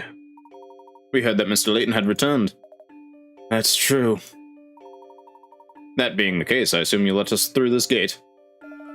Fine, I have no objections. Well, that's not entirely true. There is one minor issue left. When the boss got back, he told me not to let anyone through the gate without solving this puzzle first. Epic, what are we... Oh, the impassable gate, what a puzzle. Nuts. I'm bad at these. No one has ever solved the impossible gate. Give it a try if you dare. If you make it to the top, I'll let you pass.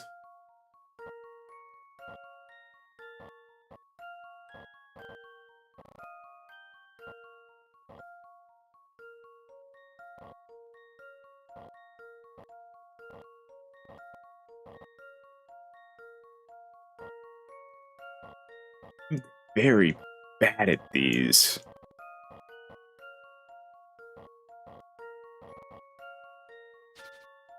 Yeah, chat, if you are not aware, I am absolutely atrocious at these types of puzzles. And I don't really know why.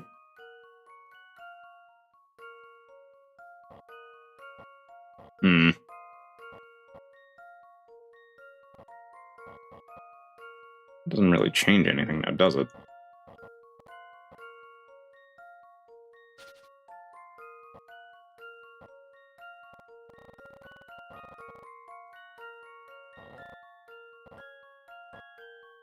Does that actually help in any way, shape, or form? And shove that there. Does that help? I don't know.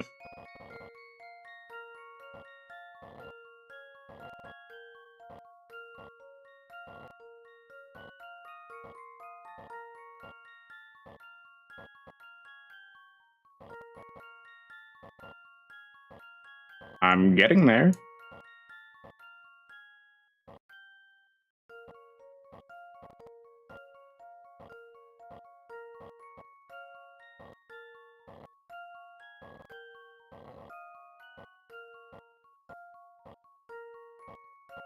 All right, took me way too many moves, but I did it. A good feeling about this one. What is the lowest number it's going to tell me, and I'm going to be feeling real sad. Never mind, it didn't tell me the lowest number. Seems the boss was right on the money. You must be the true guest he's waiting for. Wonderful. Where can we find him? Head down the street to the pagoda. I wouldn't keep him waiting if I were you.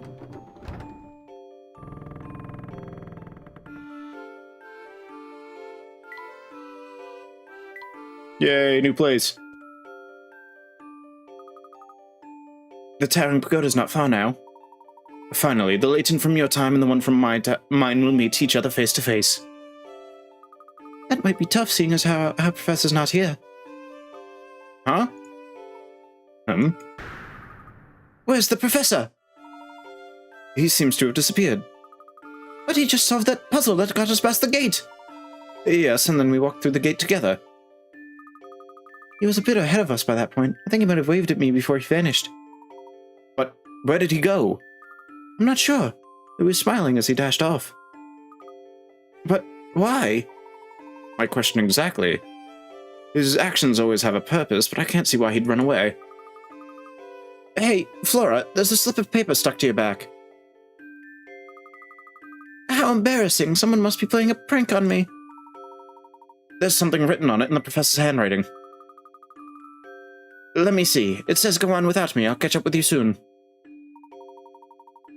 He's never led us astray before, so I think we should do as he says. I agree. This is probably part of some brilliant plan that the professor's been readying. That sounds fine, but in the meantime, will one of you please take this paper off my back? This is the first time we've been without the professor in a Layton game. I don't recall on the other two if we've ever been without the professor. Watch out, we could get ambushed from above.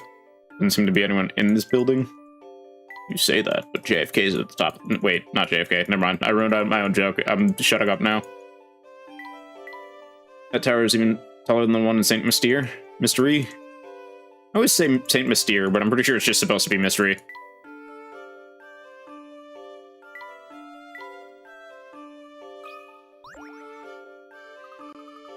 Hey, what are are you lot doing back here?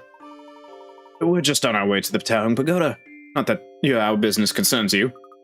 Not so fast. You're on one of those fellas behind the incident in the casino, aren't you? Let's say I am. What would you do about it? I'd get my boss smell me to give you a knuckle sandwich. If only he hadn't gone off to the bathroom. Well, lucky for us, he's not here.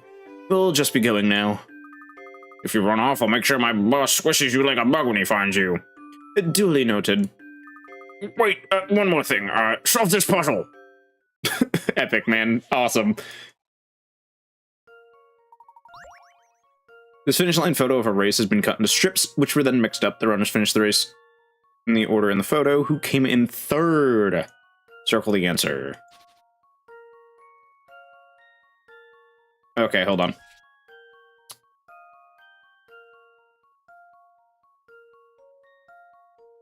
This and this connect.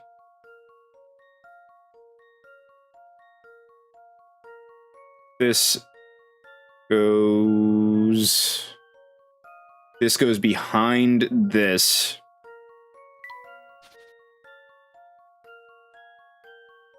Let's start with you being 1. You're 2 in that case. In which case, this would be 3.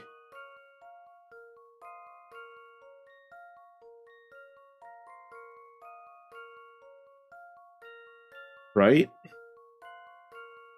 It would then be 4.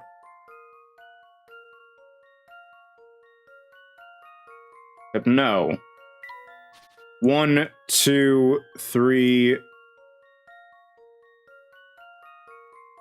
4, 5. This is the last image. So in 1, who came in third? 1, 2, then third would be F. If I have my crap correct. Allow me to present my solution. Yippee! Thank you. Success!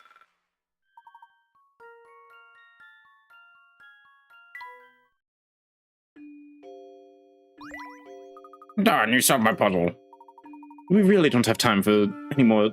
We don't have any more time for this silliness. We'll just be heading to the pagoda now. Fine, but just remember, you got lucky. If my buddy were here, you'd be the one getting bossed around right now. Are you finished? This is Nova, mark my words, you'll get yours. I hope we find the professor soon. Poor thing. You're just lost without him, aren't you, Luke? You're a fine one to talk. Sorry to keep everyone waiting. Let's be off. Where did you go? One minute you were there, and the next you'd vanished. My apologies, Luke. I just needed to check something. But enough about that. Come along, everyone. The Towering Pagoda is just steps away. Interesting. We were without him for 2 seconds. At last, we're here. And somewhere up there is the future Professor Layton. Perhaps, and perhaps not. I suspect this whole affair may be more complex than we originally thought. Yes. Oh?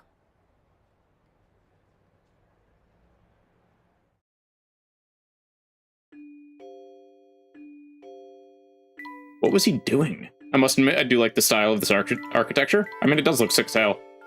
Doesn't seem to be any traps on the door. Going. Who knew bad guys had such an ornate taste in architecture? Looking up at the tower makes me feel a little dizzy. I suppose it would be too much to expect the door to open. Let's see, the eyes of this dragon seem to be the key to unlocking this door. This sounds like a puzzle. Let me handle it, Professor. I'll have the door open before you know it. Yippee! Eye of the Dragon. Let's see what we got going on. Layton, you've been seeming sus lately. Shut the fuck up. Dragon's eyes aren't spheres, but dodecahedrons. Which means each eye is a 3D object constructing 12 pentagons.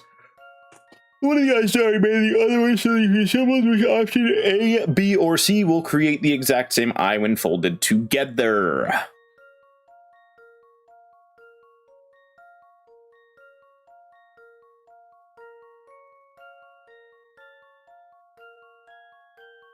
What,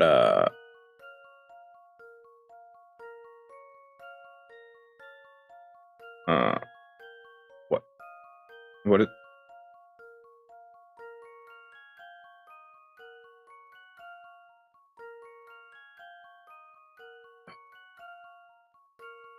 oh boy, I don't know.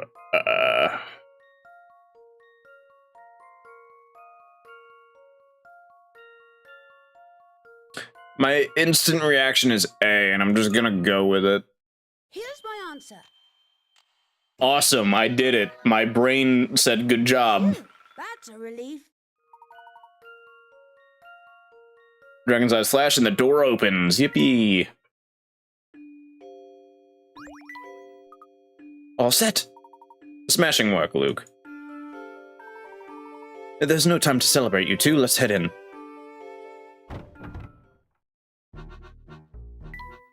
Nothing livens up a den of iniquity like a potted plant. Let's hurry, Professor. We must stop your future self. Why are you in such a hurry? What, is he gonna leave again? Craftsmanship on this fearsome dragon is exquisite. I mean, it is pretty fucking cool looking. It's awfully quiet in here. Too quiet, maybe? Shut up, Luke.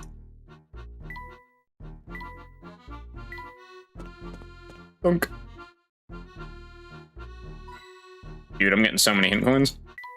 Now, when did I last see the future Professor Layton? It might be evil and all, but the family does have style. Yeah. Surprisingly clean in here for a gang hideout. This tower's like a set of puzzles for my future self. Now, what's this contraption here? It appears to be a peculiar set of goggles. I think they're too big for my head. Let me see them. This is sort of some sort of personal projection device.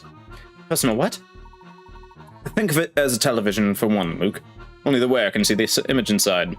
In which there's a puzzle in these goggles that only the wearer can see. I'm sure solving it is the only way to get through this door. Now that's high tech. They should fit me comfortably. Let's have a look. What the hell? What do you see, Professor? Teehee, those glasses make you look like a bug, a robot bug. I think something's coming into focus here.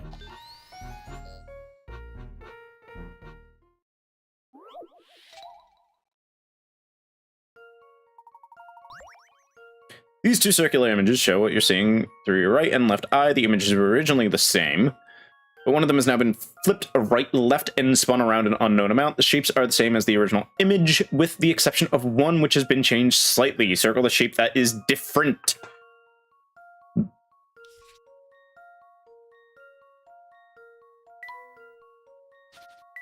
So you gotta flip it across the axis. C is the exact same. So it's not C.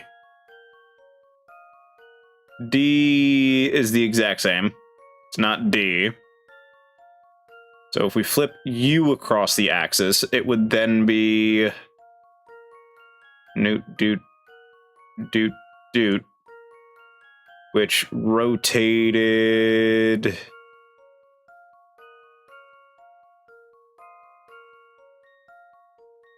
It could be E. The moon, when flipped, you would then go like this. So, yeah, the moon checks out. I think G checks out, but I'll put a question mark there. H checks out. H is H. And then this, when flipped, would be... Yeah, it's E. I've got a good feeling about this one. It's not E! I was sure my logic was sound.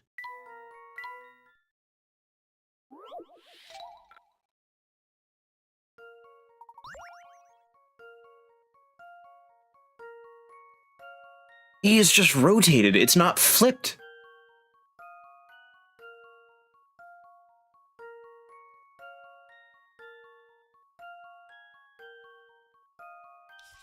Is it G then?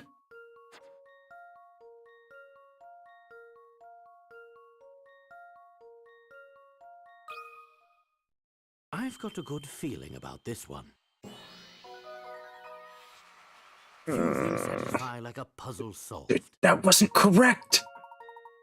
E is just rotated. It's not. Oh no, it is flipped. Oh, it is flipped. I'm an idiot.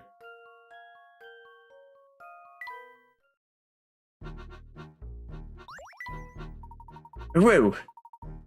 Whoa. Whew. It's a relief to take those off. I was feeling a bit lightheaded and had some trouble focusing. But it was totally worth it. Thanks to you, the door's unlocked and we're clear to press on.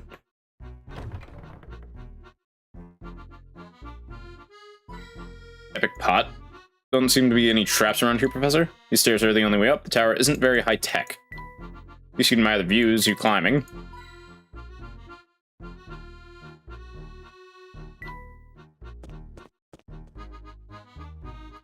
What a gloomy place. You think so? I actually like how there are dragons everywhere.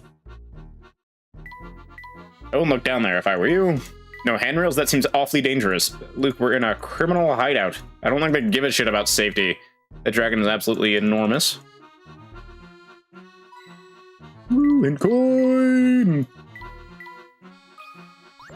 Alright, fuckers.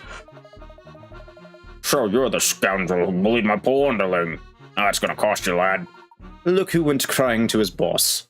I've never seen such bravery. Quiet, you. What was I supposed to do back there? I was outnumbered. There, I understand. You're a small fellow and you knew you had no chance of stopping us. So you get your big lug of a boss to do the dirty work for you. Sing all the insults you like, boy. Believe you me, if the boss allowed violence in the pagoda, I'd have pounded you one already. Since I can't do that, I'll sock it to you with a vicious puzzle. Would you like me to take care of this one, Luke? Don't trouble yourself with this riffraff, Professor. I can handle whatever he's dishing out.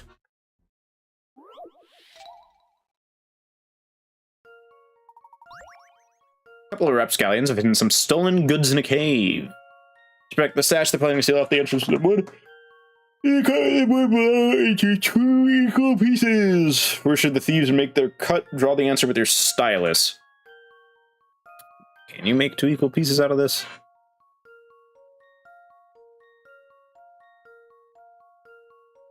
Yes, you can. It's that. I do believe I've got the answer.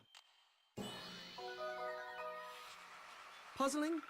I think not. Thank you, Yuri. That's all very cool.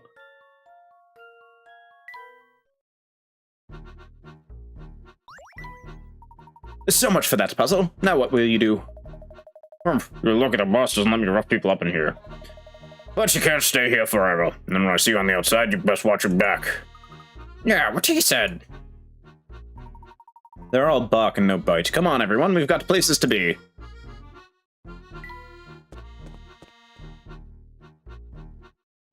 Room of mirrors? You didn't tell me that my tie wasn't straight. That floor looks pretty slippery. My, what a fine hat that gentleman is wearing. I love the professor just being like, oh, look at that dashing man in the mirror. Is the floor reflecting in the ceiling, or? This whole room is covered in mirrors. Strange, isn't it? It's very disorienting. It's hard to know which way we should head. It seems as if we'd hit a dead end. How do you think we should proceed, Big Luke? Maybe there's a hidden panel on one of these walls that we have to press to open a door in there. Close, but not quite. If my guess is correct, the door out of here is hidden in the dark over there. And we can't just rush headlong into the dark. There's no telling what traps could be set there.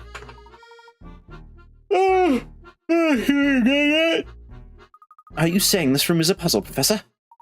That's right, Luke. Now I'm about to solve our way out of here. Mirror maze. 16 circular rooms are in a square below. Beam light shines straight line from each of the 4 letters A, B, and C, and exits through each of the 4 yellow arrows. 2 side mirrors.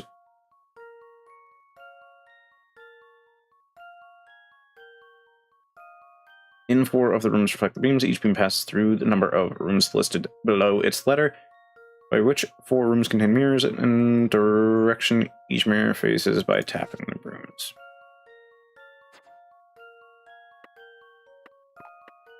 Oh, this will be interesting. certainly help to know what goes where.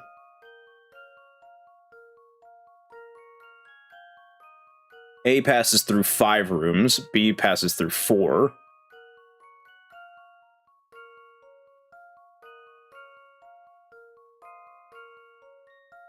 So if B passes through 4, we could quite literally have B do that. To have C pass through 4 rooms, however, is a different story.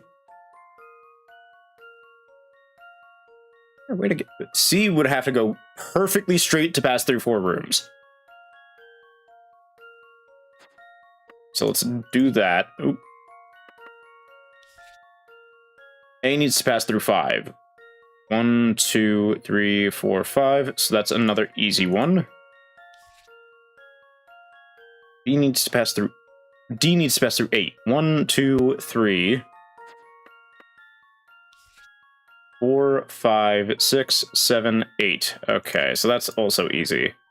And that's 4 mirrors. Perfect. Let's see if I've got this right. Well, that's settled. Perfecto. Okay, then let's press on. Seems my theory was right on the money. This way, everyone.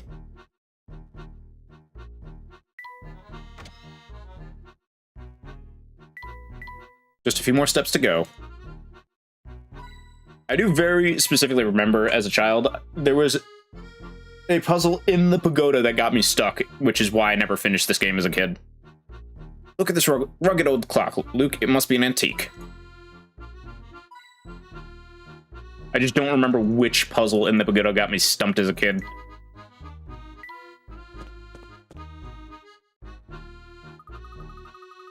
Professor, I think this may be the top floor. This is for young Rob? Sure, man. We must be close now. This room looks insane, by the way. Just what the actual fuck? The future professor's quarters are most likely on the other side of that door. But how are we supposed to make it over that huge gap? Does anyone else think this floor looks like a giant slide puzzle? An astute observation. Seems the foundation under our feet is yet another puzzle for us to solve. Future Layton sure has a flair for the dramatic. That does seem to be the case. Now to get started on this puzzle. The Dragon Bridge. My favorite, slide puzzles.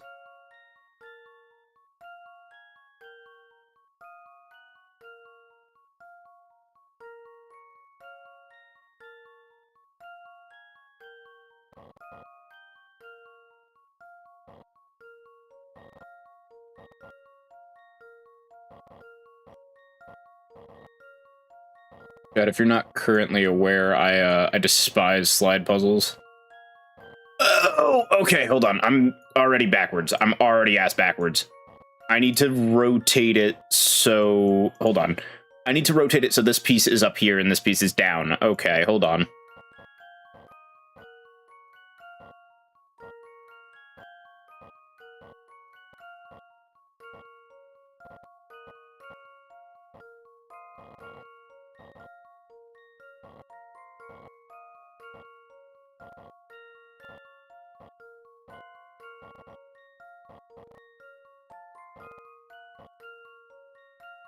Thought the goal was to move the ball to the bottom? No, no, no. You know every pagoda needs a giant bit of death with a spike ball? Yes, sir. It's not a real pagoda if you don't do that. It's really hard to get these two out of here. These two are, like, fucked up. Oh, hey, I did it. That's how these two are. Issue is I need to get the ball out of the way.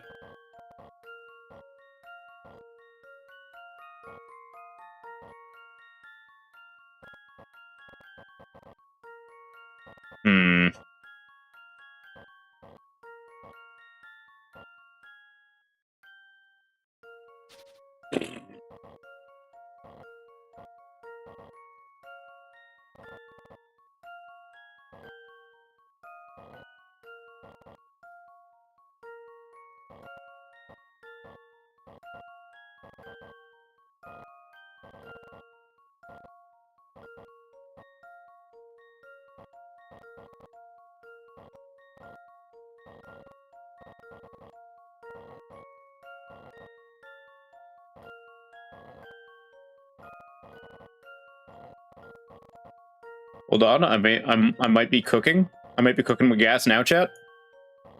Oh, but the problem is, how do I rotate these two around? Shit! I'm like there-ish. I'm like there-ish. I'm not quite there, but like I'm getting it. Fuck. Because that needs to go there, but I need to move this fucker out down below. Get.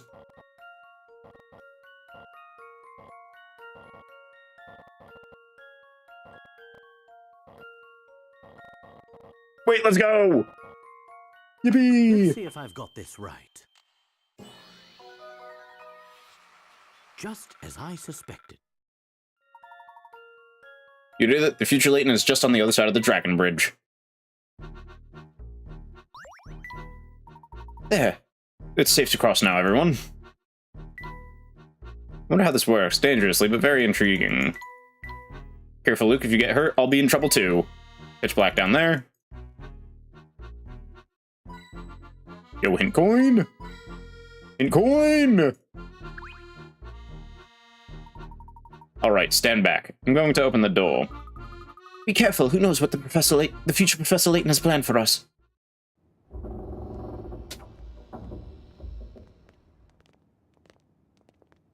Excuse me, you there! Luke, why do you barge into the room and just say, excuse me, fuck. You're an idiot. Welcome, Herschel Layton. Hey, it's the guy from the beginning. You ain't me, bitch. You've been masquerading as me quite poorly. I demand an explanation. Are you really Professor Layton? No. Yes, of course. You're that fucker from the beginning. Recognize your old friend. What was his name? Alan? Stun gun? I don't know. Something about you seems off. And your hat has a white stripe, stupid ass. Surely you recognize yourself, Herschel. Misfortune, our fortune, is a result of your ambition and genius. What is it, Professor? You've put on quite a show, but it's clear to me that you're nothing but a charlatan. Damn, hit him where it hurts. Oh, is that so? Professor, what tipped you off? Yes, what indeed? I'm all ears. Your hat sucks. You, sir, are a fraud, and I intend to expose you for the imposter you are. Fascinating. Do continue. Luke, would you be so kind as to solve a quick puzzle for me? Right now, Professor, but aren't we kind of in the middle of something?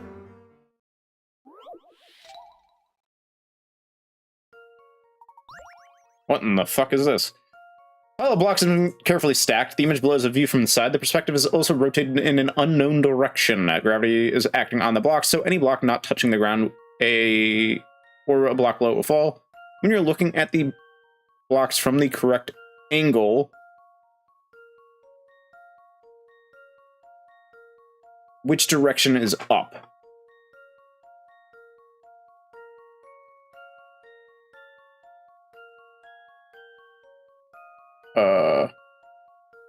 So if C was up, that would fall down. So that's not up. If B was up, that would fall down. So no, no. The issue is if D is up. If D is up,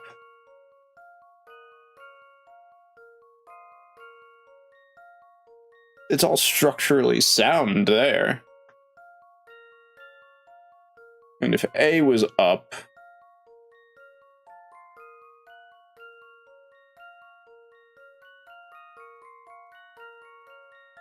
there's no structural soundness here.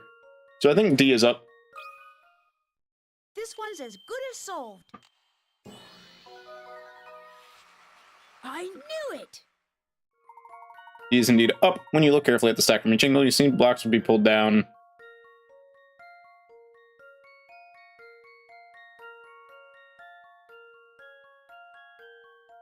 By gravity, with the exception of D, all at the top. All the blocks would have falling blocks. Yes, the boy is quite bright, we all know that, but what does that have to do with anything? I'm getting there, but first a question. I have a pen in my pocket. It's either red or blue. Which is it? What's a terribly uncharacteristic query for you to make? There's no logic for me to work through. I'm not a mind reader, and I refuse to guess blindly. How can I solve your puzzle without a single hint? So, in other words, you have no idea what color the pen in my pocket is. Of course not. That's funny. Oh. Luke. What would happen if you remove... Oh, sorry. Luke, what would happen if you remove the bottom row of blocks from the structure I showed you? The rest of the blocks would fall down, I suppose. That's right. Those blocks in the middle of the structure don't float in midair. Only by resting on the blocks beneath can those blocks stay elevated. If you were really me, you would have lived through this very moment before. Therefore, you should know exactly what color the pen in my pocket is. Given your answer, I can only assume your memory of that crucial event has vanished. But remember those blocks. Each sits on top of the next. When you remove one, everything on top of it comes tumbling down. It all makes sense now. So out with it already. What color is the pen in your pocket? There was never any pen to begin with.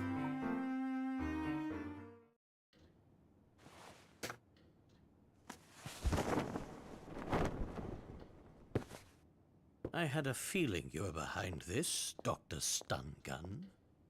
Or, should I say, Dimitri Allen? An impressive deduction.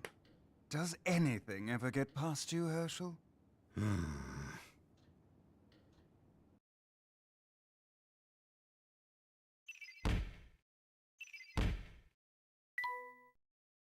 Future Layton turns out to be Dimitri Allen, the famous scientist renowned for his research into time travel technology.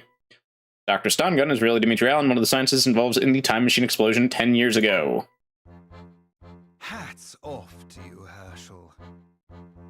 So you're the one who's been kidnapping scientists under my name. But why? Have you ever tried to build a time machine by yourself? It's a Herculean task. And by pinning the blame on you, I could disguise myself as one of the poor scientists who vanished. Conveniently, that also provided an excellent way to lure you here. After all, the virtuous Herschel Layton would never stand by as someone sullied his good name. Sure enough, you came running, and faster than expected at that. You're a real lowlife, you know that? So why me? You could have chosen anyone to be the scapegoat. Oh no, it had to be you. You see, you play a critical part in the completion of my time machine. Or rather, your memories do. What are you saying? The best part is that I've already got what I need from you. Of course. So that strange device... Finally catching on, eh? Those glasses you put on were a cognitive capture unit of my own design. Oh, okay. In layman's terms, a memory recorder. Oh, okay. But what use could you possibly have for my memories? Why, they provide me with data, of course. Your memories contain all the information I need to recreate that fateful day's experiment. Which day? The day I lost everything that mattered to me. I still don't understand what you're getting at. I'd imagine you know quite a bit about loss yourself, Herschel. Think, man. I'm talking about Claire. Claire. As you know, time travel is based on movement through wormholes. One end of the wormhole is anchored in the present. But every wormhole also needs a point of origin. And to find this point of origin, one needs data. Both you and Bill had substantial interactions with Claire on the day of the accident. Using your memories of those interactions, I will triangulate the point right before her death. Of course, finding a wormhole's point of origin is no easy task. If my calculations were even the slightest bit off, I could be trapped. forever. Then why take the risk? What do you stand to gain? Everything. You see, like you, Herschel, I loved Claire.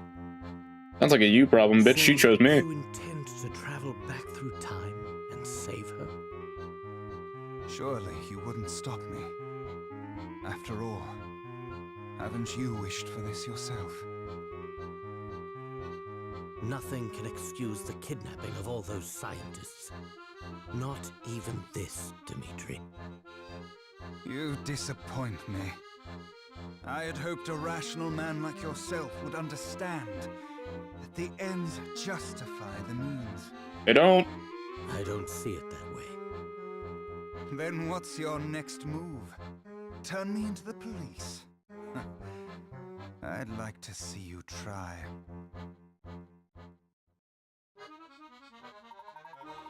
You're mistaken in thinking I came here to report you to the authorities. I'm here to put an end to the schemes of the man who dragged my good name through the dirt.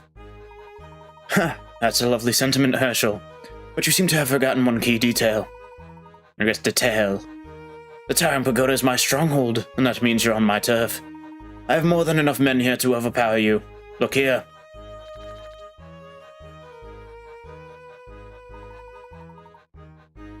This 18th century relief illustrates our situation perfectly. Displays 2 warring factions of 5 troops. The stars indicate the strength of each troop. Your side is more or less accurately represented by the red, and mine by the gray. Should be fairly clear to you who the victor will be. The gray side has more powerful troops. There's no way red could win. Exactly. Your apprentice has a good head on his shoulders, Herschel.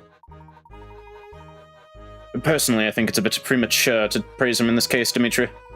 From what I can see, our troops wouldn't lose the fight, provided the battle is fought one-on-one. Sounds to me like you simply don't wish to admit defeat. If you believe it possible, prove it. Each troop will engage one troop from the other side in one-on-one combat. Each of your troops against one of the opposing gray forces. Your troops are marked with an icon of Professor Layton. Stars and banner, and your opposed to the red side avoids defeat. When you're ready, okay.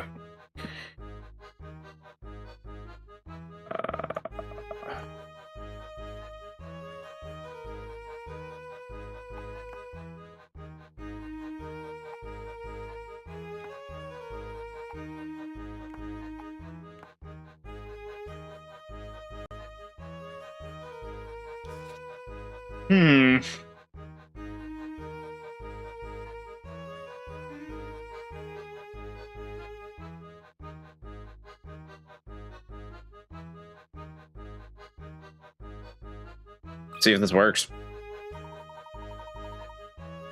There. Each side wins 2 fights, loses 2 fights, and ties 1. It's a perfect draw. Of course. What the red side lacks in the strength of its troops, it can make up for with strategy. Your logic has impressed me once again. Very nicely done, Herschel. Give it up, Dimitri! Give it up? Oh, no. I'm just getting started.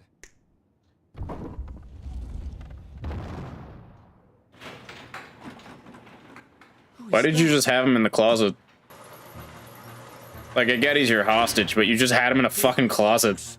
As you can see, my hostage here is something of a big shot. So I wouldn't try anything funny if I were you. You're a monster! Oh no. Oh, alright.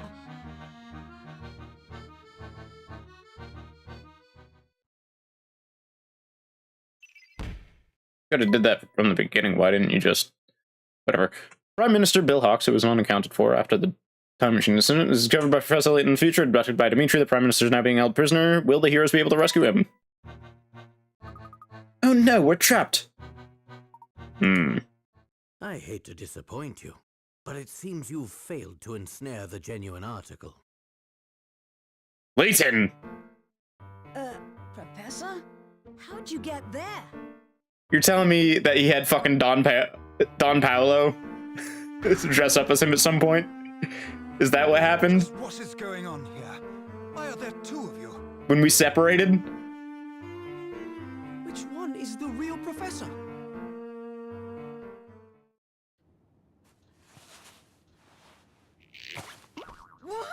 Yep. Hi, Don Paolo. How the fuck did you even get here? Don Paolo? If he's in here, Then where's the real professor?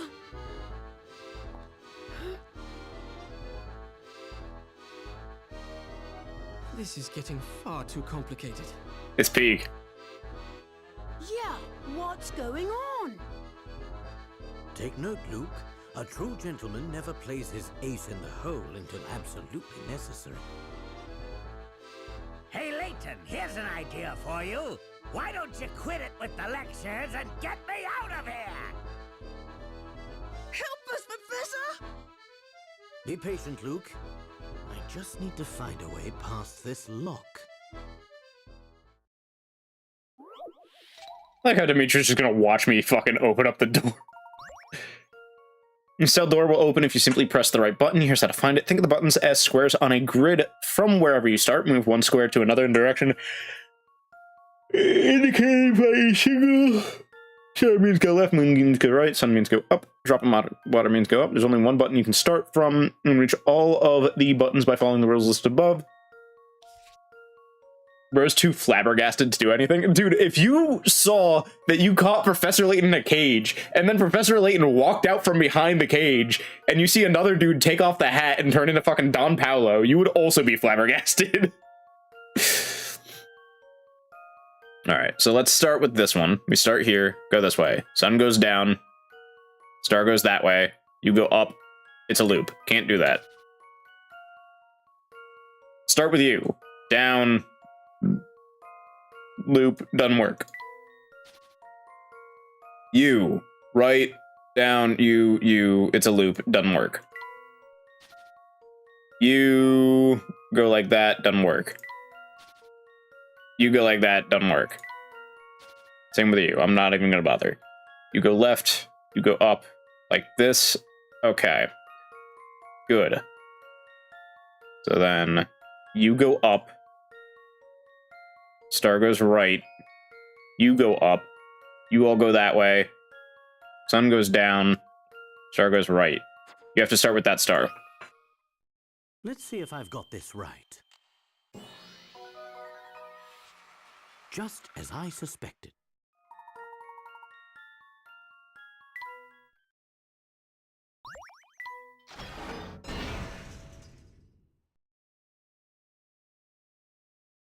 How did I get Don Paolo to agree with anything I was doing? It would seem the tables have turned on you, Dimitri. Given your penchant for logical thinking, I'd say you're deluded about the current situation. Look around you. In case you haven't noticed, you're deep within the family's headquarters. I need only say the word and my men will come rushing to my aid. You underestimate me, Dimitri. You think I'd be so naive as to set foot in your base without a plan of my own? Meaning? This building is fascinating in its complexity. I saw plenty of spots where one might conceal a trap and the like. On my way here, I set up a few diversions of my own. Call for your henchmen if you'd like. I imagine most of them will have their hands full for at least a few more minutes. Humph. Clever, Herschel, very clever.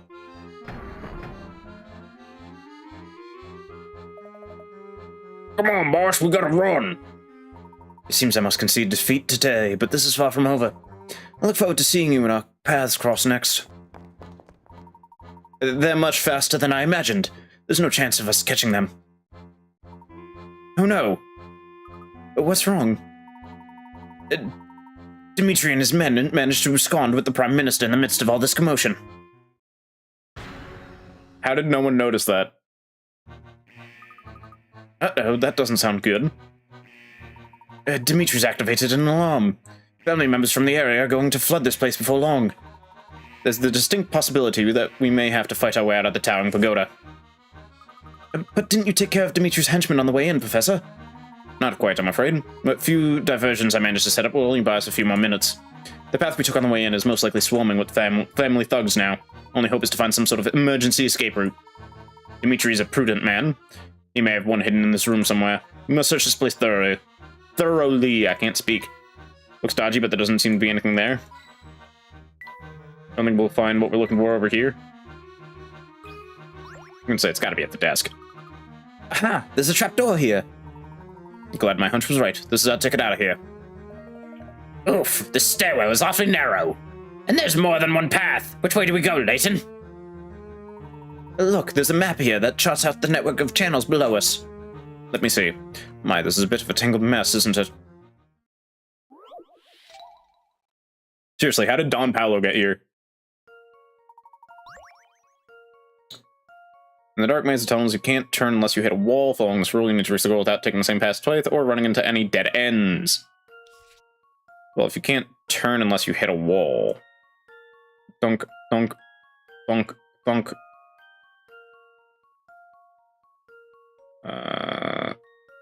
Thunk, nope.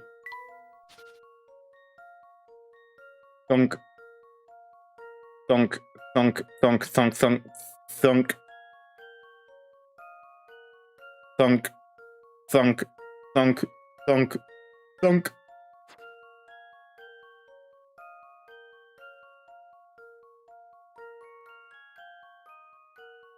Easy peasy. I've got a good feeling about this one.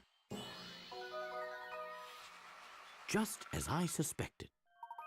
Great escape, you found the way out. Let's go. The passages below are too narrow for all of us to move through at the same time. If we wish to get out of here quickly, we'll need to split into 2 groups. I don't like it, but seems we've no choice. Now, who should I take with me? You always get to be the gentleman. This time, let me escort the young lady. Sorry, but I'd prefer you're coming with me, Don Paolo. Very well then, Flora and I will break off. Luke, you go with the professor and help him keep an eye on Don Paolo. Little Luke, trade with me. I want to be in the professor group. Flora, we'll see each other soon enough. Go with Big Luke and we'll meet back at the hotel.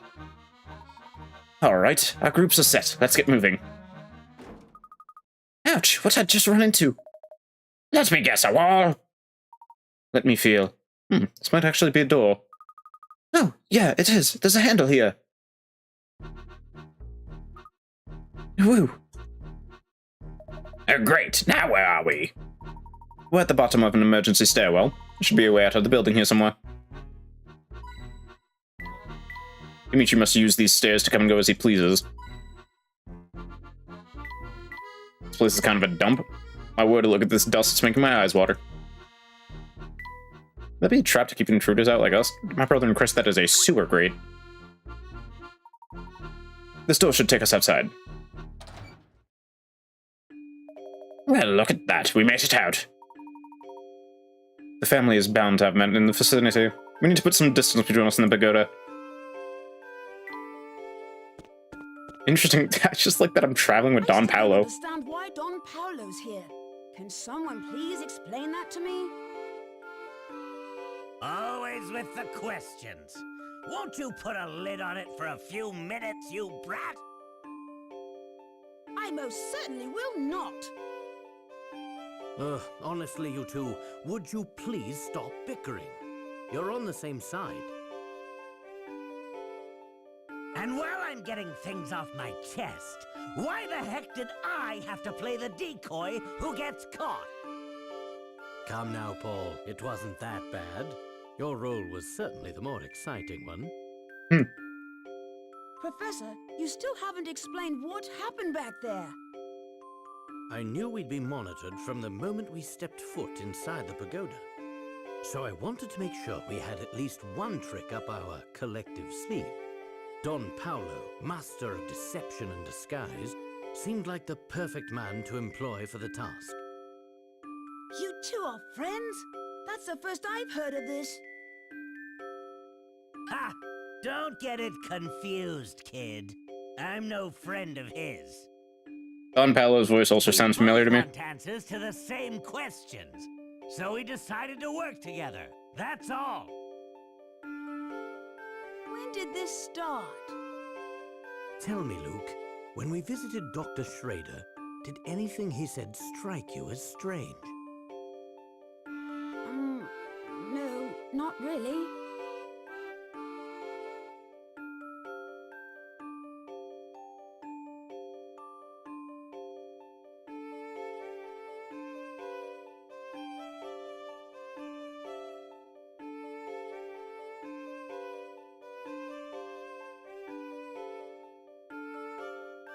Oh. Apparently the voice actor for Don Paolo is both Professor Layton and Don Paolo and Inspector Chelmy. Which, that's news for me.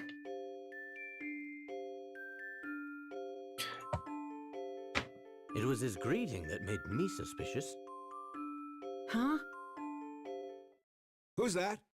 Oh, it's you, Herschel. And little Luke. Sure, I remember it. But what of it? He didn't seem terribly surprised to see little Luke, did he? Oh, of course. In the future, I'm not a kid anymore. But the doctor didn't even notice. Precisely. That means Dr. Schrader was... Don Paolo in disguise, yes. So you knew he was a fake before he even said 4 sentences. Wow, you're good, Professor.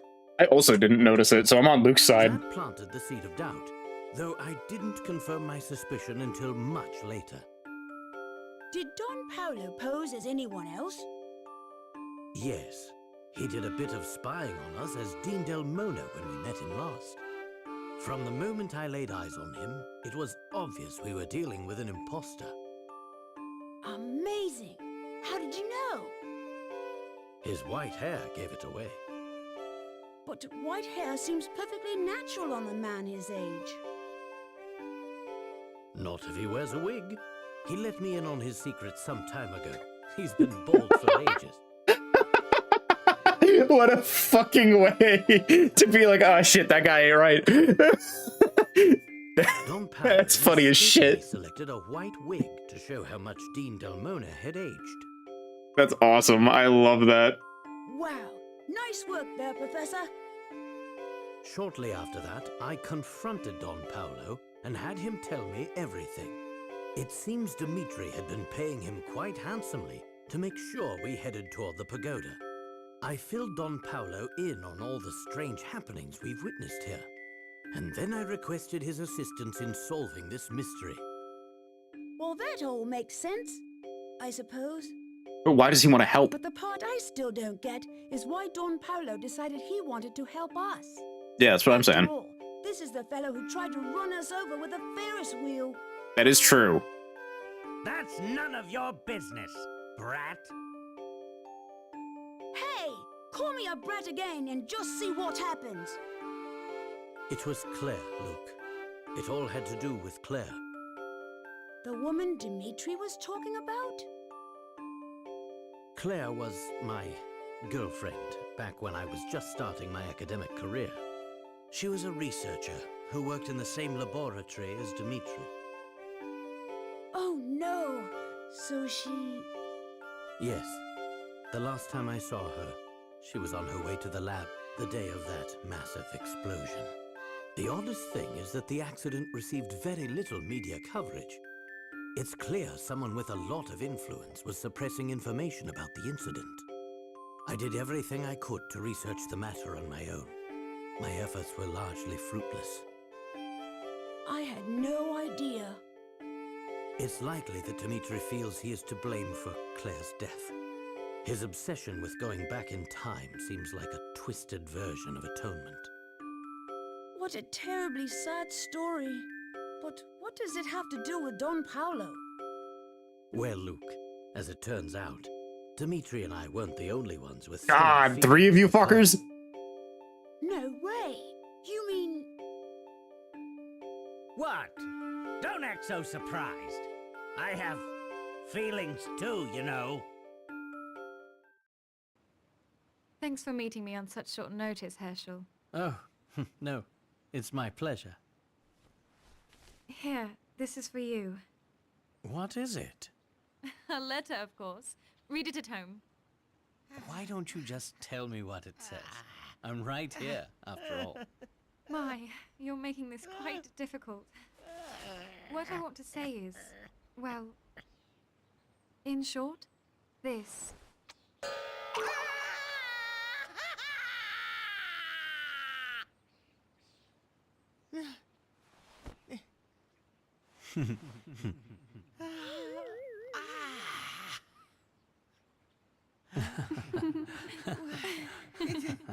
Bro hates Layton because Layton took the woman he likes. That's crazy. Layton! You will pay for this someday! What was that? Huh? Bro ran straight into the fucking river. Don Paolo is built different, I guess. Generational hater? He is. Layton has been my arch nemesis ever since that fateful day. I see. Fucking crazy. Yes, though it's worth mentioning that I had no inkling of Paul's crush until he told me himself. He was in the year above me at university. Interesting. Imagine my surprise when I learned that Don Paolo was none other than my old classmate, Paul. Interesting. I had no idea you'd been through so much. Sorry for being so mean to you, Paul. Ugh, spare me your sappy sympathy. And my name is Don Paolo. Address me as such, boy. He really is just a generational hater. You put on quite the performance, Don Paolo. With you distracting Dimitri, I had just enough time to do some sleuthing in the area. So that's what you were up to while we were climbing the pagoda. Did you find anything? Yes, but I need to confirm a few facts before I can connect all the dots.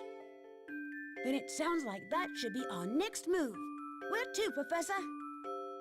Oh, I'll let you ponder that for yourself. But first, we should head back to the hotel. Flora and the other Luke are waiting for us there. I have a feeling they're not going to be waiting for us there. I have a feeling they're not going to be there.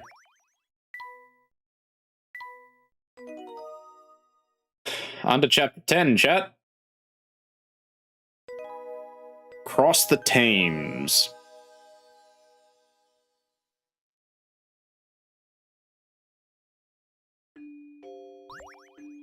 Oh, I missed a decent chunk of them that time. Luke, do you see what I see? I do. Yet another banana peel sitting in the middle of the road. I'll go pick it up. Not so fast. Why? What's wrong? Oh, wait. Let me guess. You got another banana puzzle for me. Ho-ho, right you are, my boy. Alright, I think we'll take a detour to Granny's. Make our way from the start to the goal. Step on a banana. You'll get fucked. Literally the only way I can go at the moment without losing is there. And then this way. And then this way. And then this way. And then we have a clear path. It's just going to take a hot minute.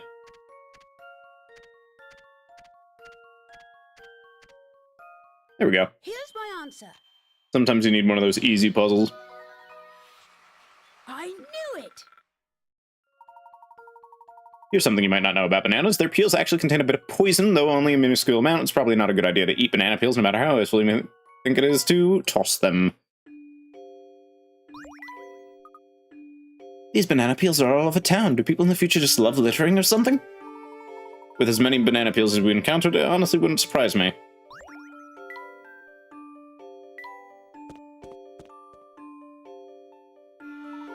I don't want to waste too much time getting back to the hotel, so let's take the railway.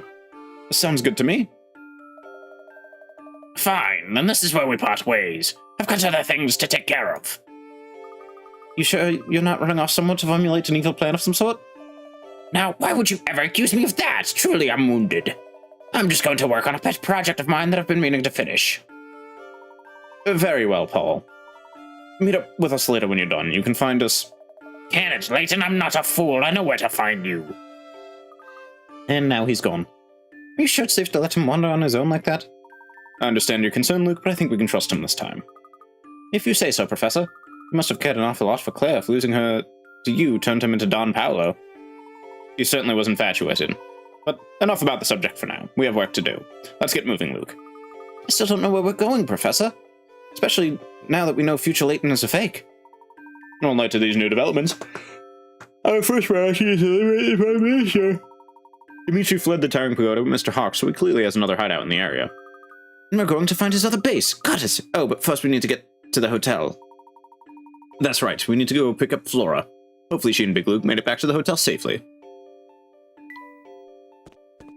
I want to see the mural. Oh, how wonderful. Hey, friends. Nice of you to drop by again. How is the mural coming? Swimmingly. I have a feeling it's going to be a real masterpiece when it's done. I like the random horse. If everything stays on schedule, we'll have the outline done next time you visit.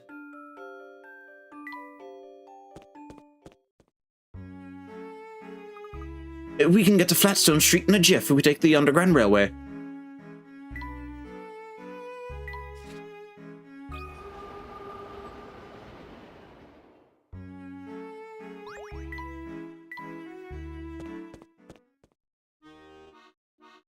Tell me.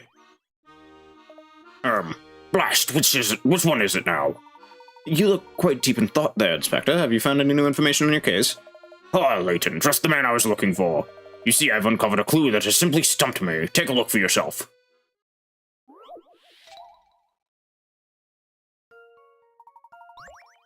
Fingerprint was recently discovered at the scene of an unsolved crime. 4 prime suspects have been rounded up and brought into the station.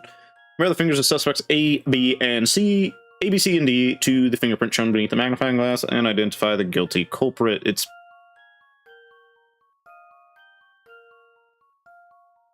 A. Because it would be reflected. Let's see if I've got this right. Well, that's settled. Suspect is guilty. At first glance, B looks like a possible match, but the print left at the scene is a mirror image of the criminal's finger. That's it. Now I just need to track down the fiend who committed this crime. Inspector, aren't you supposed to be searching for the Prime Minister right now? Listen, lad, a man of the law can't ignore one case simply because he's busy with another. It's the duty of every officer to assist and defend the citizens of our fair city. That's how I work, even a place as lawless and overrun with criminal activity as this one. Yes, even in this den of depravity, I will ensure that the spirit of Scotland Yard burns bright. I'm sure the citizens of London are very grateful for your efforts, Inspector. Yeah, and maybe along the way you'll find some clues to help track down the Prime Minister. Are you gonna ask about the breeze again? I hate you.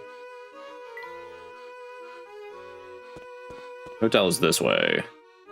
Oh, but I could go this way to go to Granny Riddleton's. Let me go to Granny's. Hold on. Wait, do you have anything for me?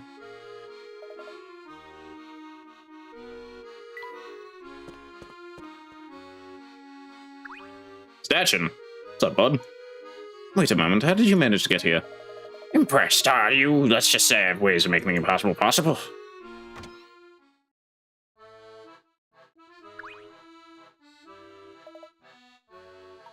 Yeah, you mentioned this. That old man isn't here. Maybe you need a bit of fresh air.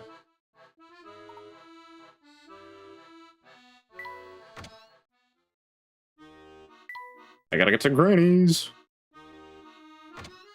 Is Beasley here? Wait, what the shit? Huh, I guess there's just a phone to Puzzlettes now. Alright, let's try create the key.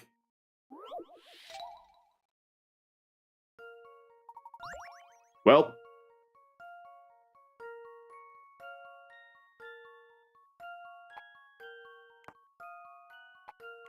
This one seems like it's actually going to be relatively easy. Because those are quite literally only things that can go in there.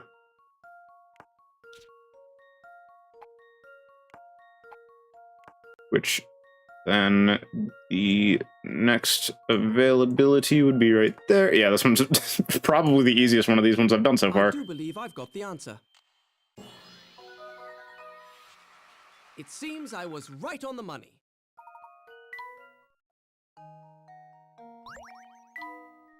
Around the table.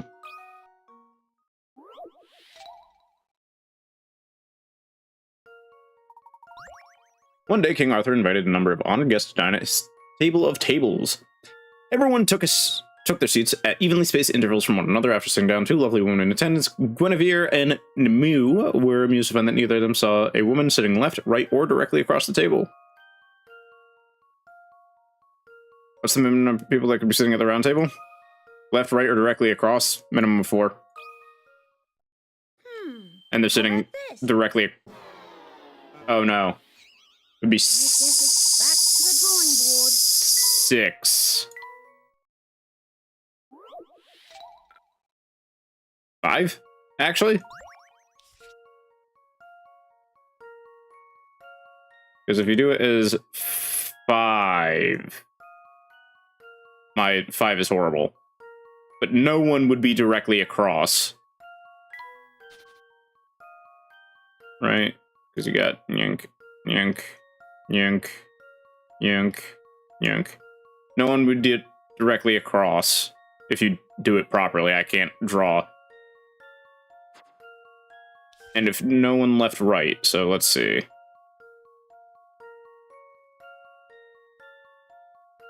No, it would have to be 6, I think.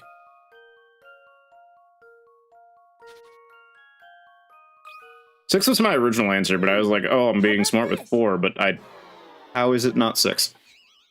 I don't know what to say.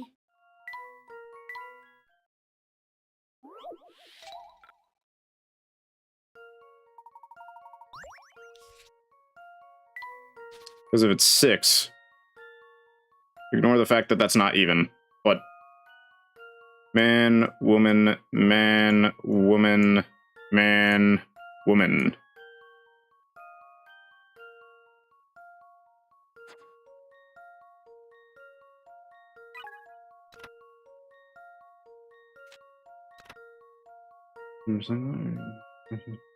All of these locations either.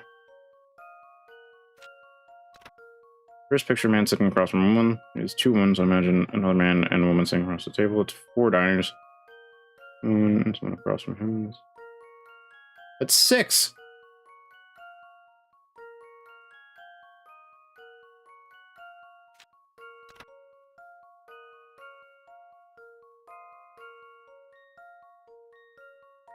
Really?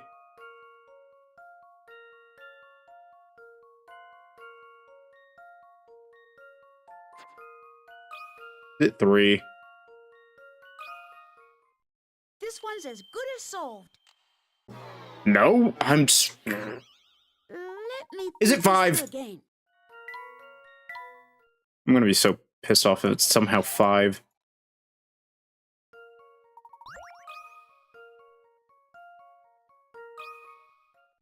Here's my answer.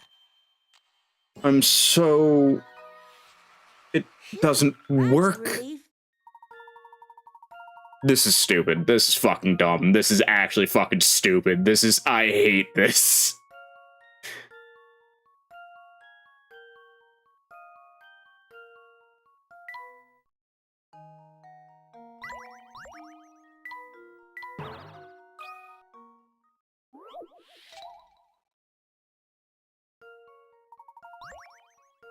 Here's the 5 books below in the green. No books can go left of the brown book. So brown has to be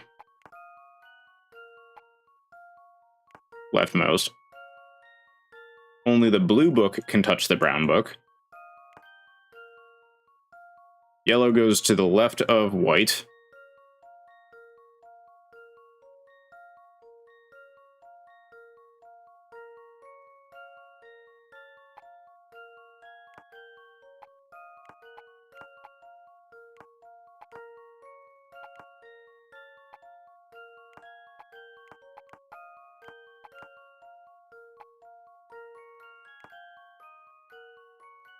Oh, you know what? I think it is. I think it's going to be something like this.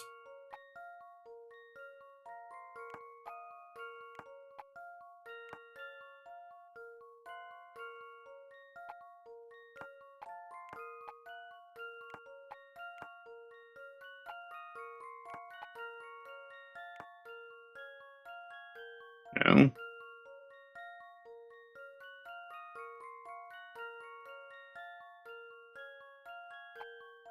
Hmm.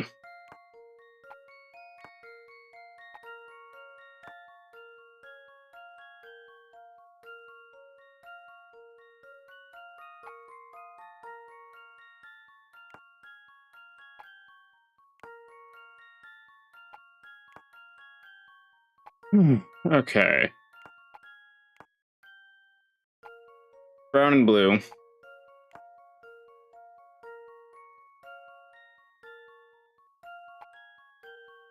Blue must touch purple.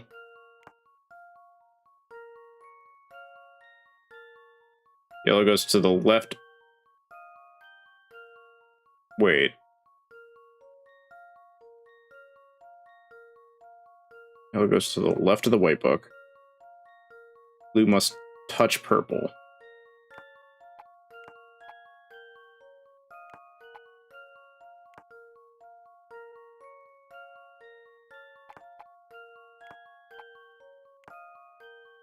Only blue can touch the brown. Yellow goes to the left of white. White needs to be sandwiched between yellow and purple. And not touch any others.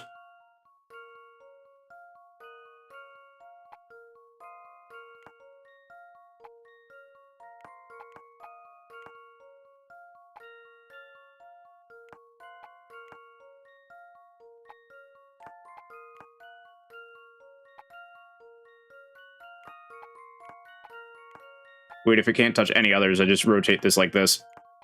Not rotate, but you know what I mean. Shift it like this. Right? No books can go to the left of brown. Nothing is to the left of brown. Only blue can touch brown. Only blue is touching brown. Yellow goes to the left of white. Yep. Blue must touch purple. Yep. White needs to be sandwiched between yellow and purple and not touch any others. Yep.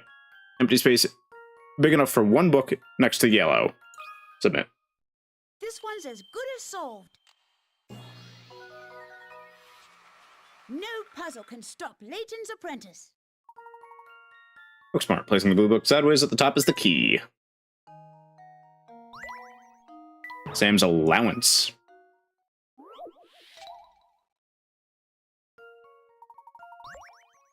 Three boys are admiring a toy car on sale for £12. Jeff, if Pete and I pooled our allowances, we could buy this car together in 2 weeks.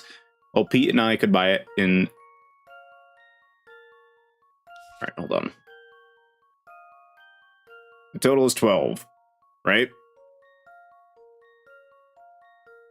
J plus P equals 12 divided by 2, which equals 6. So J plus P equals 6.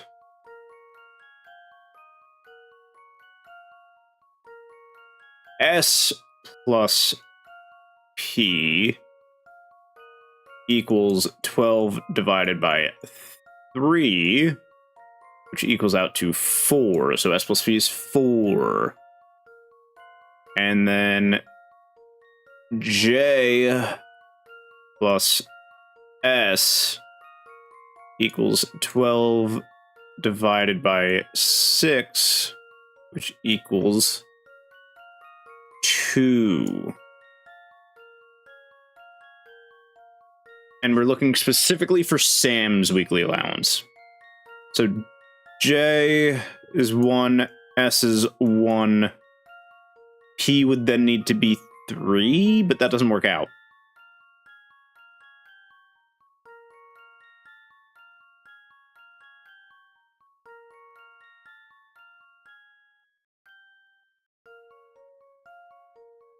That doesn't work out. In theory, if you are 3 and you are 2 to get to the 6, and you are 2, Sam would also need to be 2, which would put Sam at 2 and you at 3. That doesn't work. Oh, but they could be less. Oh, shit, they could be less than a full pound. Yeah, they could be less than a full pound.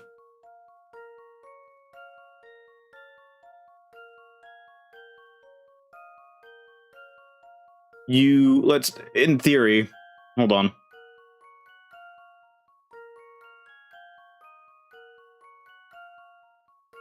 Let's take Sam as 1 point. No.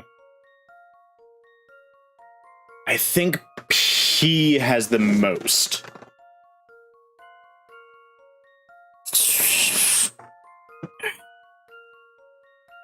if P is 3.5, let's say P is 3.5. 0.5 to 4. J would need to be 1.5 with 3.5. S would be half 0.5. Which one? That would equal 2.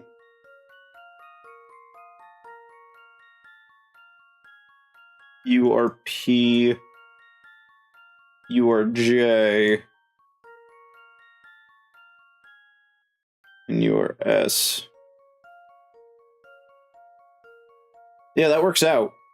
How many pounds is Sam's weekly allowance? I have it at 0.5. But how do I submit it as a 0.5?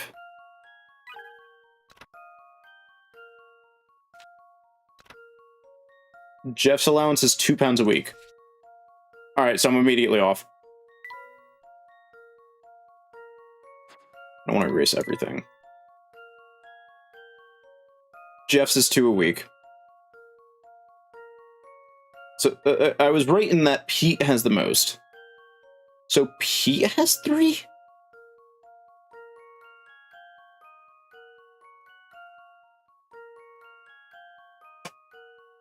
Hold on. If Jeff's allowance is 2 per week...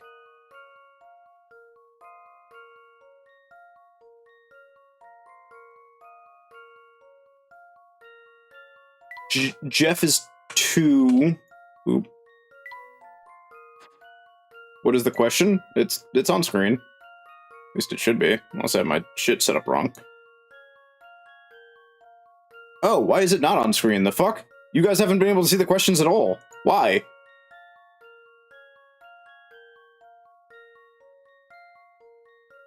Nope, that's not the right one. Hold on.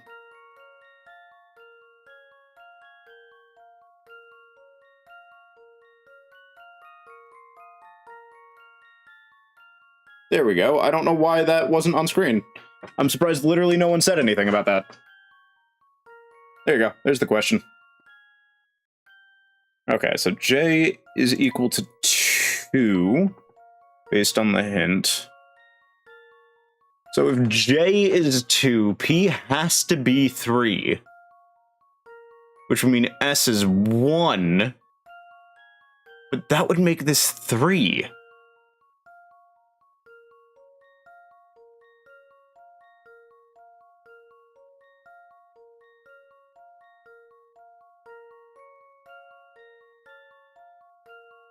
Wait, no. If J is 2, this has to be 4.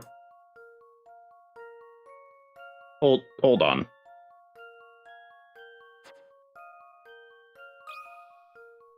Does Pete get 0 pounds? This one's as good as solved. Pete doesn't have a fucking allowance. What a stupid ass question. Can stop Layton's apprentice. 0 pounds correct, Sam doesn't get an allowance. The record, Jeff gets 2 pounds and Pete gets 4. Bro does not get an allowance. Alright, the discount. What do we got going on with this one?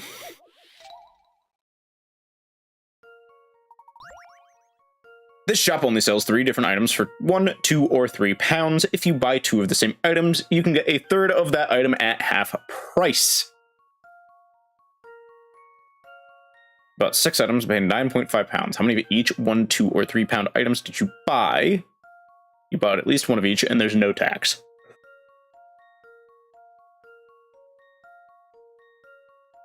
If you buy 2 of the same, you get the third at half price. So with 1 of each, that's 6. That is equal to 6. You paid 9.5. The only way to get a half is if I get an item at half price. Oh, excuse me. 6.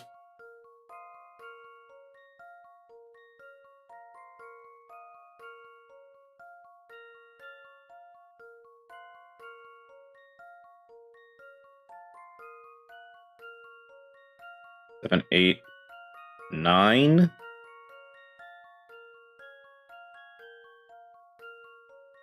6, 7, 8 and a half. Oh wait, no. 6, 7. half. If I do this, this comes out to 6. This is 7. And then this is 0.5. So this comes out to 7.5 plus 2. So it would have to be like this. 3, 4, 5, 6, 7, 8, 9, 9.5. It has to be like that. It literally has to be like that. My answer. I knew it. About 3 1-pound items, 2 2-pound items, and 1 3-pound to get 0.5. Yeah.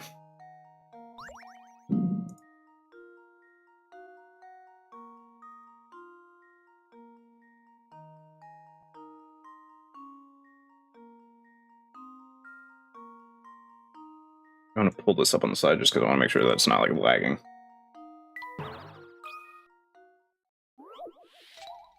Alright, seems to be fine. Rowdy Band of Thieves was apprehended just before they could execute their boss's orders. These here 10 bars of gold will fit right into that brick wall, and nobody will be the wiser.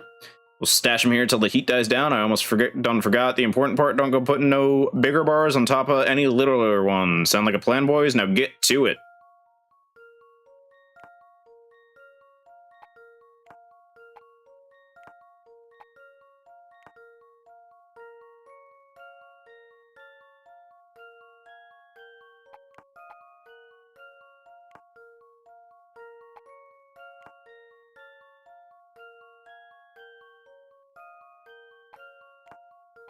Wait. I'm realizing that it is indeed possible that you would have to rotate.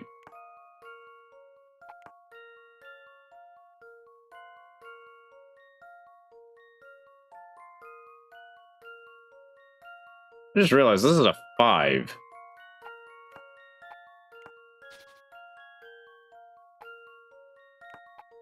That is a 5.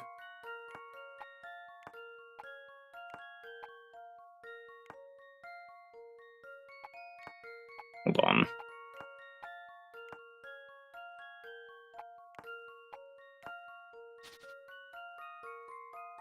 There's nowhere I can place the 5 other than on the bottom.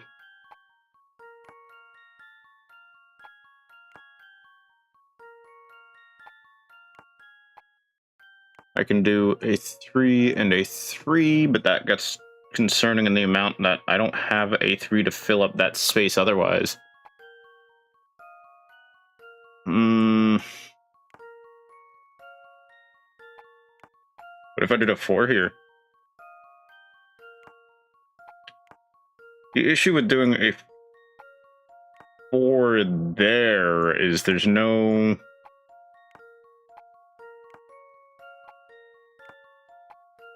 That doesn't work.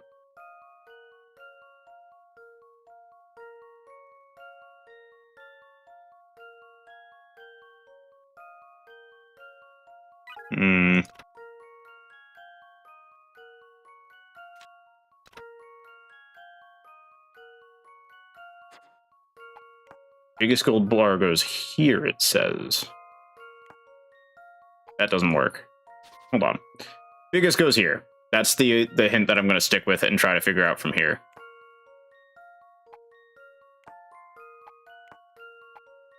Well, in theory, a 4 can go there, and then another 4 can go there. Oh, yeah, that is how that works. That is exactly how that works. There we go. Let's see if I've got this right. Just as I suspected. All right, we finished out the puzzlette stuff. I can now go meet up with Flora.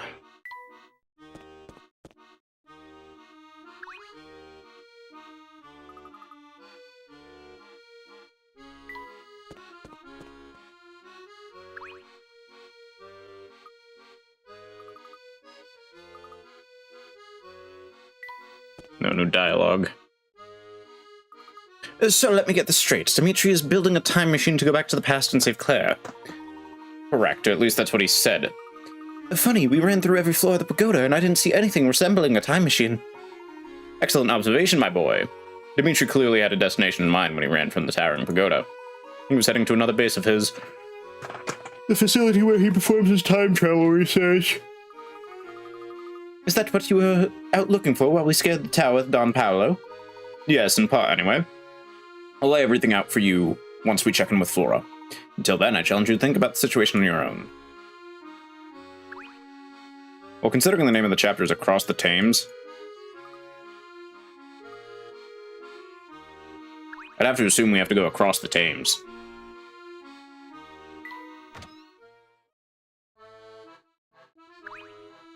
Old lady's still sleeping. Ooh, Betty's got something for me. Becky, sorry. Oh, hi there, Becky. On your way out? Sure am. That older gentleman staying with us asked me to run an errand for him. Do you mean Dean Delmona? Yeah, that's the one. What do you think a man with so little hair needs a tub of pomade for? Pomade to style that little tuft. Weird, right? Still, you can't blame a guy for trying to stay stylish in his old age. That is quite curious. He just never struck me as the pomade type. Oh, and while we're on the subject of shopping trips, I actually have an issue I'd like your help with. Pricey pen. Bought this beautiful one-of-a-kind fountain pen from a luxury boutique for 10% off the original price of only $3,000. I showed it to my friend, she took one look and just had to have it. She offered to pay me 10% more. Sorry, Chad, I'm just doing something on the side here.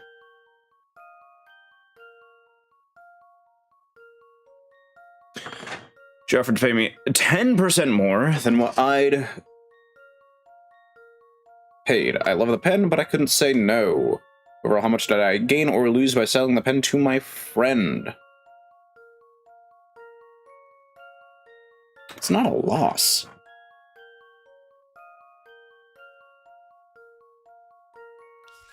$10% off of the original price. That's $300. So you got it for $2,700. She wanted to pay 10% more than what I paid, which would be $270, which would be $2,970.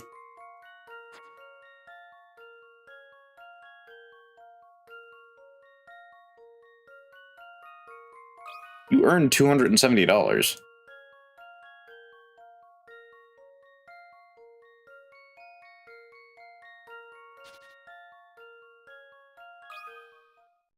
Let's see if I've got this right. Okay, I got it right. That's all I needed to know. Just as I suspected. To make a profit, 270. And there's only about 10% off 3,000, which is 2,700. So, but 10% more, which is 297. Yep. I'm him. I knew you'd figure it out, Professor. You know, I had a question for Mr. Damana, but he disappeared when I wasn't looking. Oh well.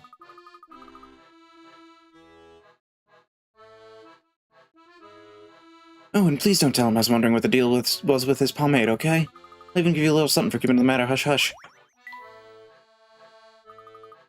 Oh, now it all makes sense. Don Paolo was posing as Dean Delmona. That pomade was for Don Paolo. Precisely. Of course, he did away with that disguise once I persuaded him to assist us. Yeah, you can't imagine how shocked I was to see Don Paolo step out of that Layton disguise. Haha, that's life for you, Luke. You never know what surprises may await around the corner. Let's be off. The fuck is pomade? Professor, Luke, welcome back. I'm so glad you're both safe. The same to you, dear. Hopefully getting out of the pagoda wasn't too difficult for you. Not at all. Big Luke was kind enough to lead the way. Say, speaking of Big Luke, where is he? Oh, well, when we got back here, a mustache man was waiting down in the lobby. A man with a mustache? Was he dressed in black? Yes, that's right. He had a black uniform. That sounds like Shipley to me. Whoever he was, he walked right up to Luke and started talking fast and furious.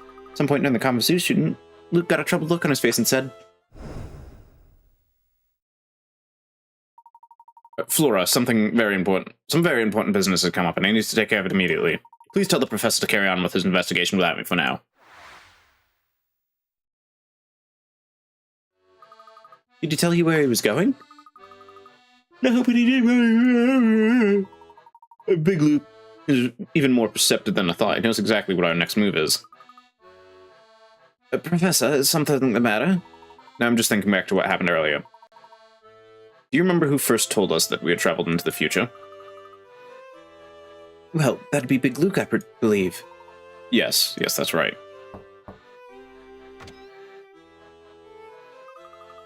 You have a visitor, Professor. Oh, who is it? Pardon the sudden intrusion, Layton. Oh, Inspector Chelmy. What can I do for you? I've been thinking about something while running around town. I don't know how to say this. I'm afraid it may sound a bit ridiculous. What's ridiculous? Well, it's just, I could be mistaken, but I'm quite sure of what I saw.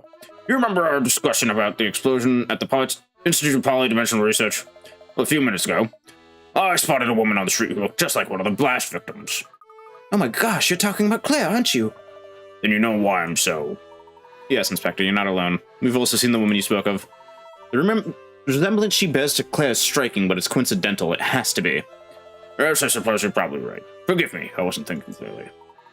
Well, there's bound to be a logical explanation for this. If the similarity isn't coincidental, perhaps you can check if this woman is some relative of Claire's. I'll take another look into her file and see if I can find out more about her family. And by the by, you haven't seen Barton around here anywhere, have you? Barton? Nope, I can't say I have, sir. I swear, if he didn't have me looking out for him, he'd been sacked from the forces age ago. Of course, I'm rather fond of the fellow, but I intend to look out for him until I retire. But still, at any rate, if you see Barton, tell him commanding officers are searching for him. Good day. So was our adventure going to take us next, Professor? Flora, this isn't an adventure, it's an investigation. Can't you try to take it more seriously? Taking it very seriously, Luke. I was just excited, that's all. Not all of us get to go on these kinds of investigations all the time. Plus, you get to be with the professor day in and day out. Yeah, I guess the professor and I are always together. Well, I, for one, am happy to hear your enthusiasm, Flora. The three of us will get to the bottom of this case together. Let's head out. Yippee! Oh, heading back out so soon? Yes, we are. By the way, Becky, I've been wondering if there's somewhere nearby for us to cross the Thames. There's the bridge, but it's quite a long way out beyond Chinatown. Excuse me, sir. Did I hear you saying that you're trying to cross the Thames? Oh, Grandmother, I didn't realize you were awake. There used to be an underground tunnel that would take you across. It went clear under the Thames, and people would just walk on through to the other side. Wow, a tunnel under the river sounds amazing. Unfortunately, once the family gained control, they closed down the tunnel. Seagull might still know a way in, though. Seagull? Oh, do you know him, sir? He's easy to spot with his unibrow, blue hat, and scheming smile. We have quite the history, though he now spends most of his time down at the black market. Yes, I do believe you've met this friend of yours before. You remember him, don't you, Luke? Luke? Huh? Where'd he go? He was here just a moment ago. Oh, are you two looking for Luke? He walked out of here a second ago. By himself? But where could he possibly be headed? Please excuse me, madam, but I have to go find my friend. Thank you for the information on Seagull. Not at all, sir. We here at Hotel Duke are always delighted to assist our guests. Luke! Where the fuck are you going, Luke? I'm worried, Professor. Where could Luke have run off to? I don't know, but I share your concern. It's unlike Luke to take off without so much as a word. Maybe he decided to go on a secret mission of his own, like when we went to the town... Well, regardless of his reasons, you shouldn't be out there alone. We need to search for him. Have you seen Luke? What's wrong, mister? You look all worried. Hello, young lady. Did you see a boy walk out of the hotel over there recently? Oh, the guy in blue. Yep, I saw him come out. But I don't remember which way he went. Sorry. That's alright. You've been most helpful. You better have a good reason for talking to me. Sorry to bother you, but have you seen the young boy I've been traveling with? Knobby-kneed squirt and the blue hat? Yes, that would be him. Sure, I saw him come by. Did you happen to see which direction he ran off? I, suppose you could tell you that. Enough for free. Scratch my back and I'll scratch yours, okay?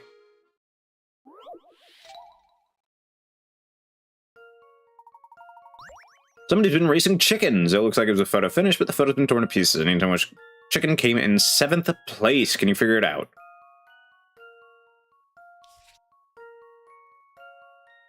You came in first.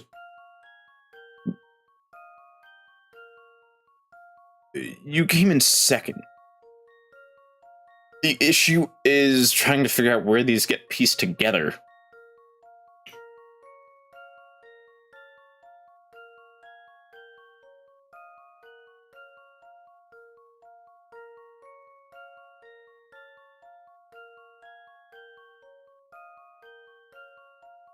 So this is the third image. Holy, this one would be so much easier if I could, like, do things. How many chickens are there? 1,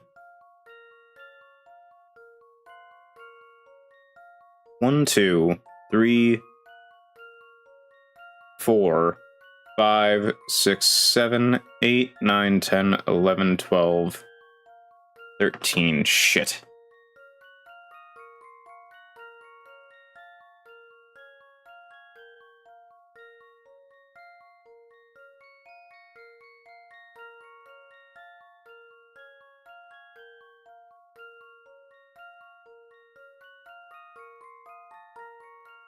I think this connects to that.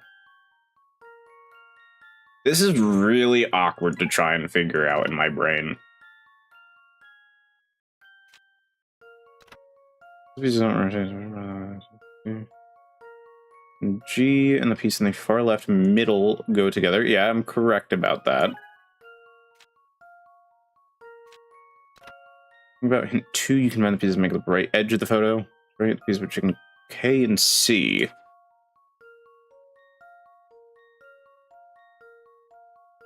Yeah, but trying to piece it together in my head is not working. If I could move these, it would be a different story. Fuck, whatever. G, D, H, L, I, and M are 1 through 6. So, G, D,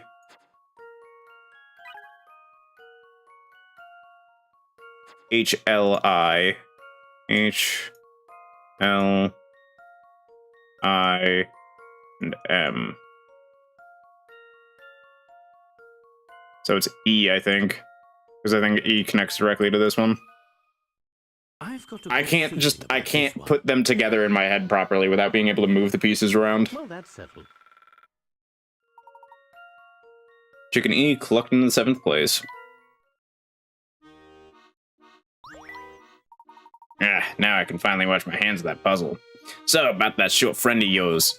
Kid came out and walked off toward Flatstone Street. He had the glummest expression on his face.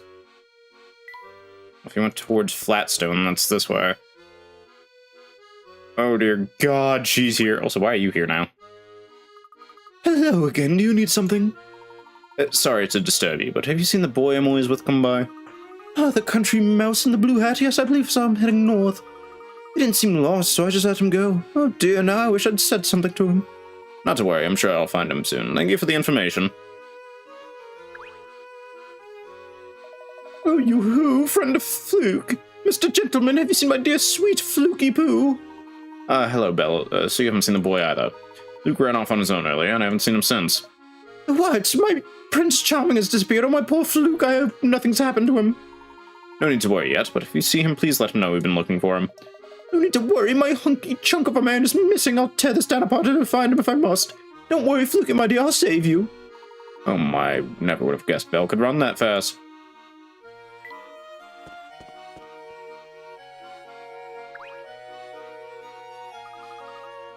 You just don't have different dialogue. What is it now, Layton? Have you seen Luke, Inspector? He dashed off on his own just a few moments ago. Strange. Well, he hasn't taken the railway, or I would have seen him. That much I can say for sure. I see. He must have headed in the direction of the Thames. I thought that boy was joined to you at the hip. I suppose every hatchling has to learn to fly. Just a bit concerned as to where he's flown off to. I know the feeling. Barton gets me fretting over him twice a week easy. Of course, Luke's a fair bit brighter than Barton. I wouldn't worry yourself, he'll turn up.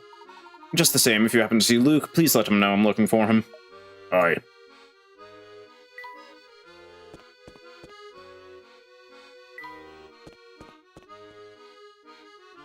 That's the casino. That ain't where I want to go. Oh, there he is.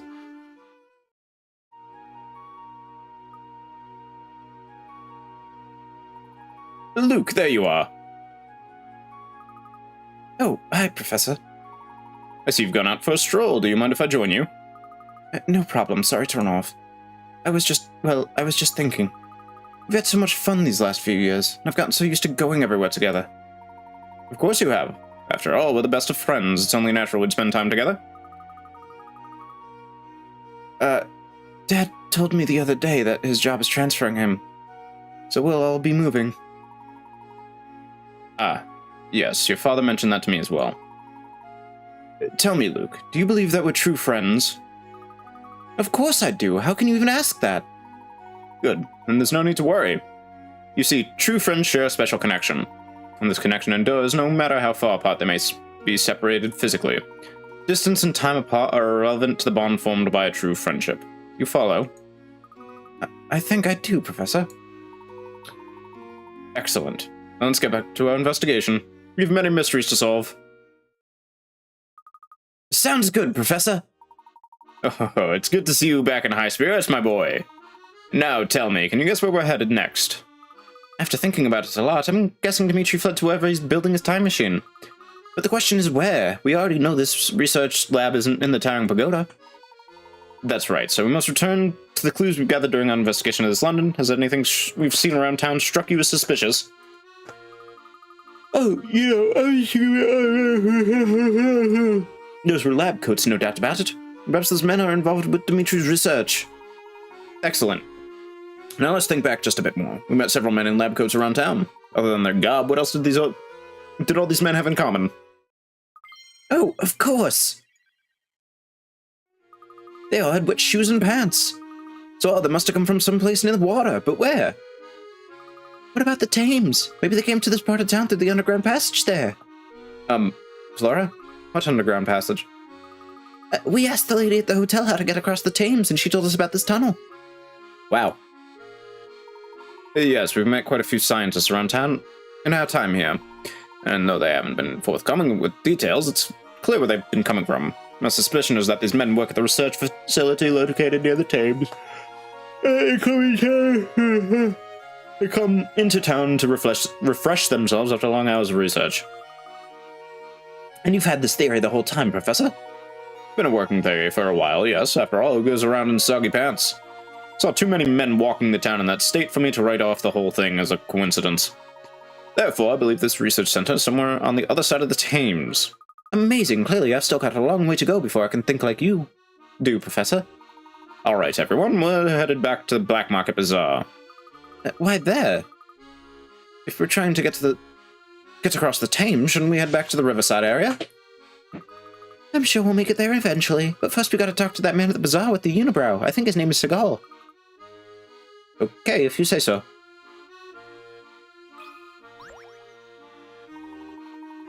Hey, you there, listen to me. I got something I want to tell you. Sure, what is it? I just got up an amazing puzzle. It's so hard it'll break your brain. I think this will be my last puzzle for tonight, and we'll probably call it there. It is, I'm starting to get tired.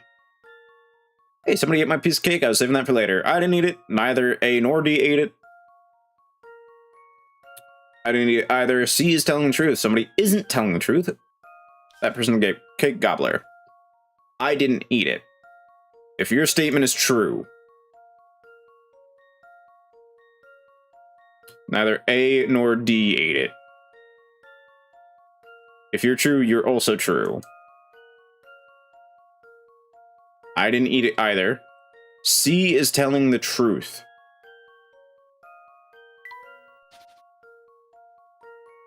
if you're lying.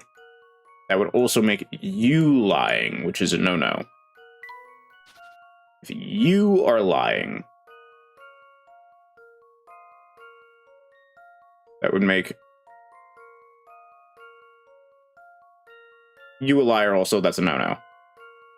If you're lying, that would also make you lying. If you're lying, C is lying. I'm somehow... Normally I feel like I'm relatively good at these ones. I'm genuinely just confused on this one.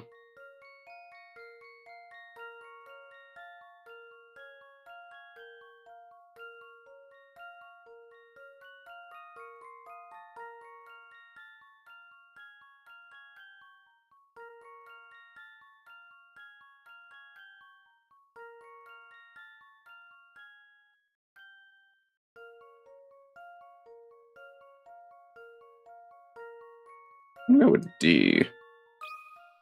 That, I think it's gotta be, no. It can't. I don't know what to say.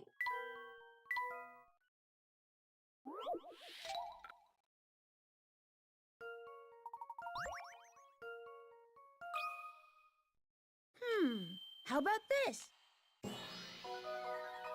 The only person who could be lying is the one who said somebody else ate my cake. And logically, yeah, they all have to, yeah. Fucking, trick questions. What? You solved it already? You know, I worked really hard on that puzzle. You could have at least taken some time to savor it. Alright.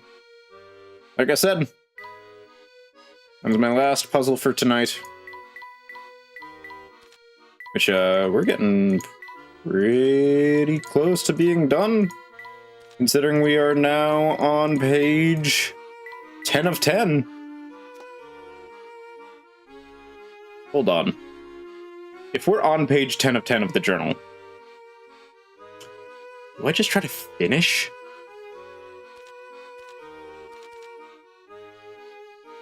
Hold on, let me double check. Because I have in my head it's 15 chapters. How many chapters in Unwound Future? Oh, it's 13. Plus the prologue and epilogue. And I'm on chapter 10 right now. I'll still save it for next time. We'll do one more Unwound Future stream, I think. I think that'll be fine.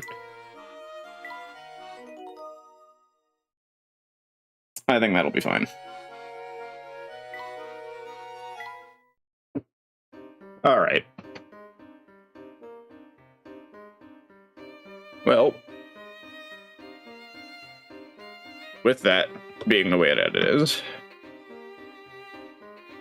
let me just do a quick save state. But yeah, that is going to be it for tonight, fellas.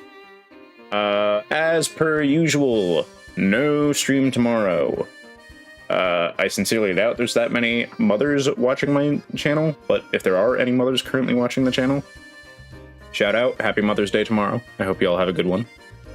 For anyone else, please make sure to say happy Mother's Day to your mother. Don't forget. But yeah, no stream tomorrow. Back with Terraria on Monday, and then the week will go from there. With that all being said, thank you for joining the video. I do appreciate...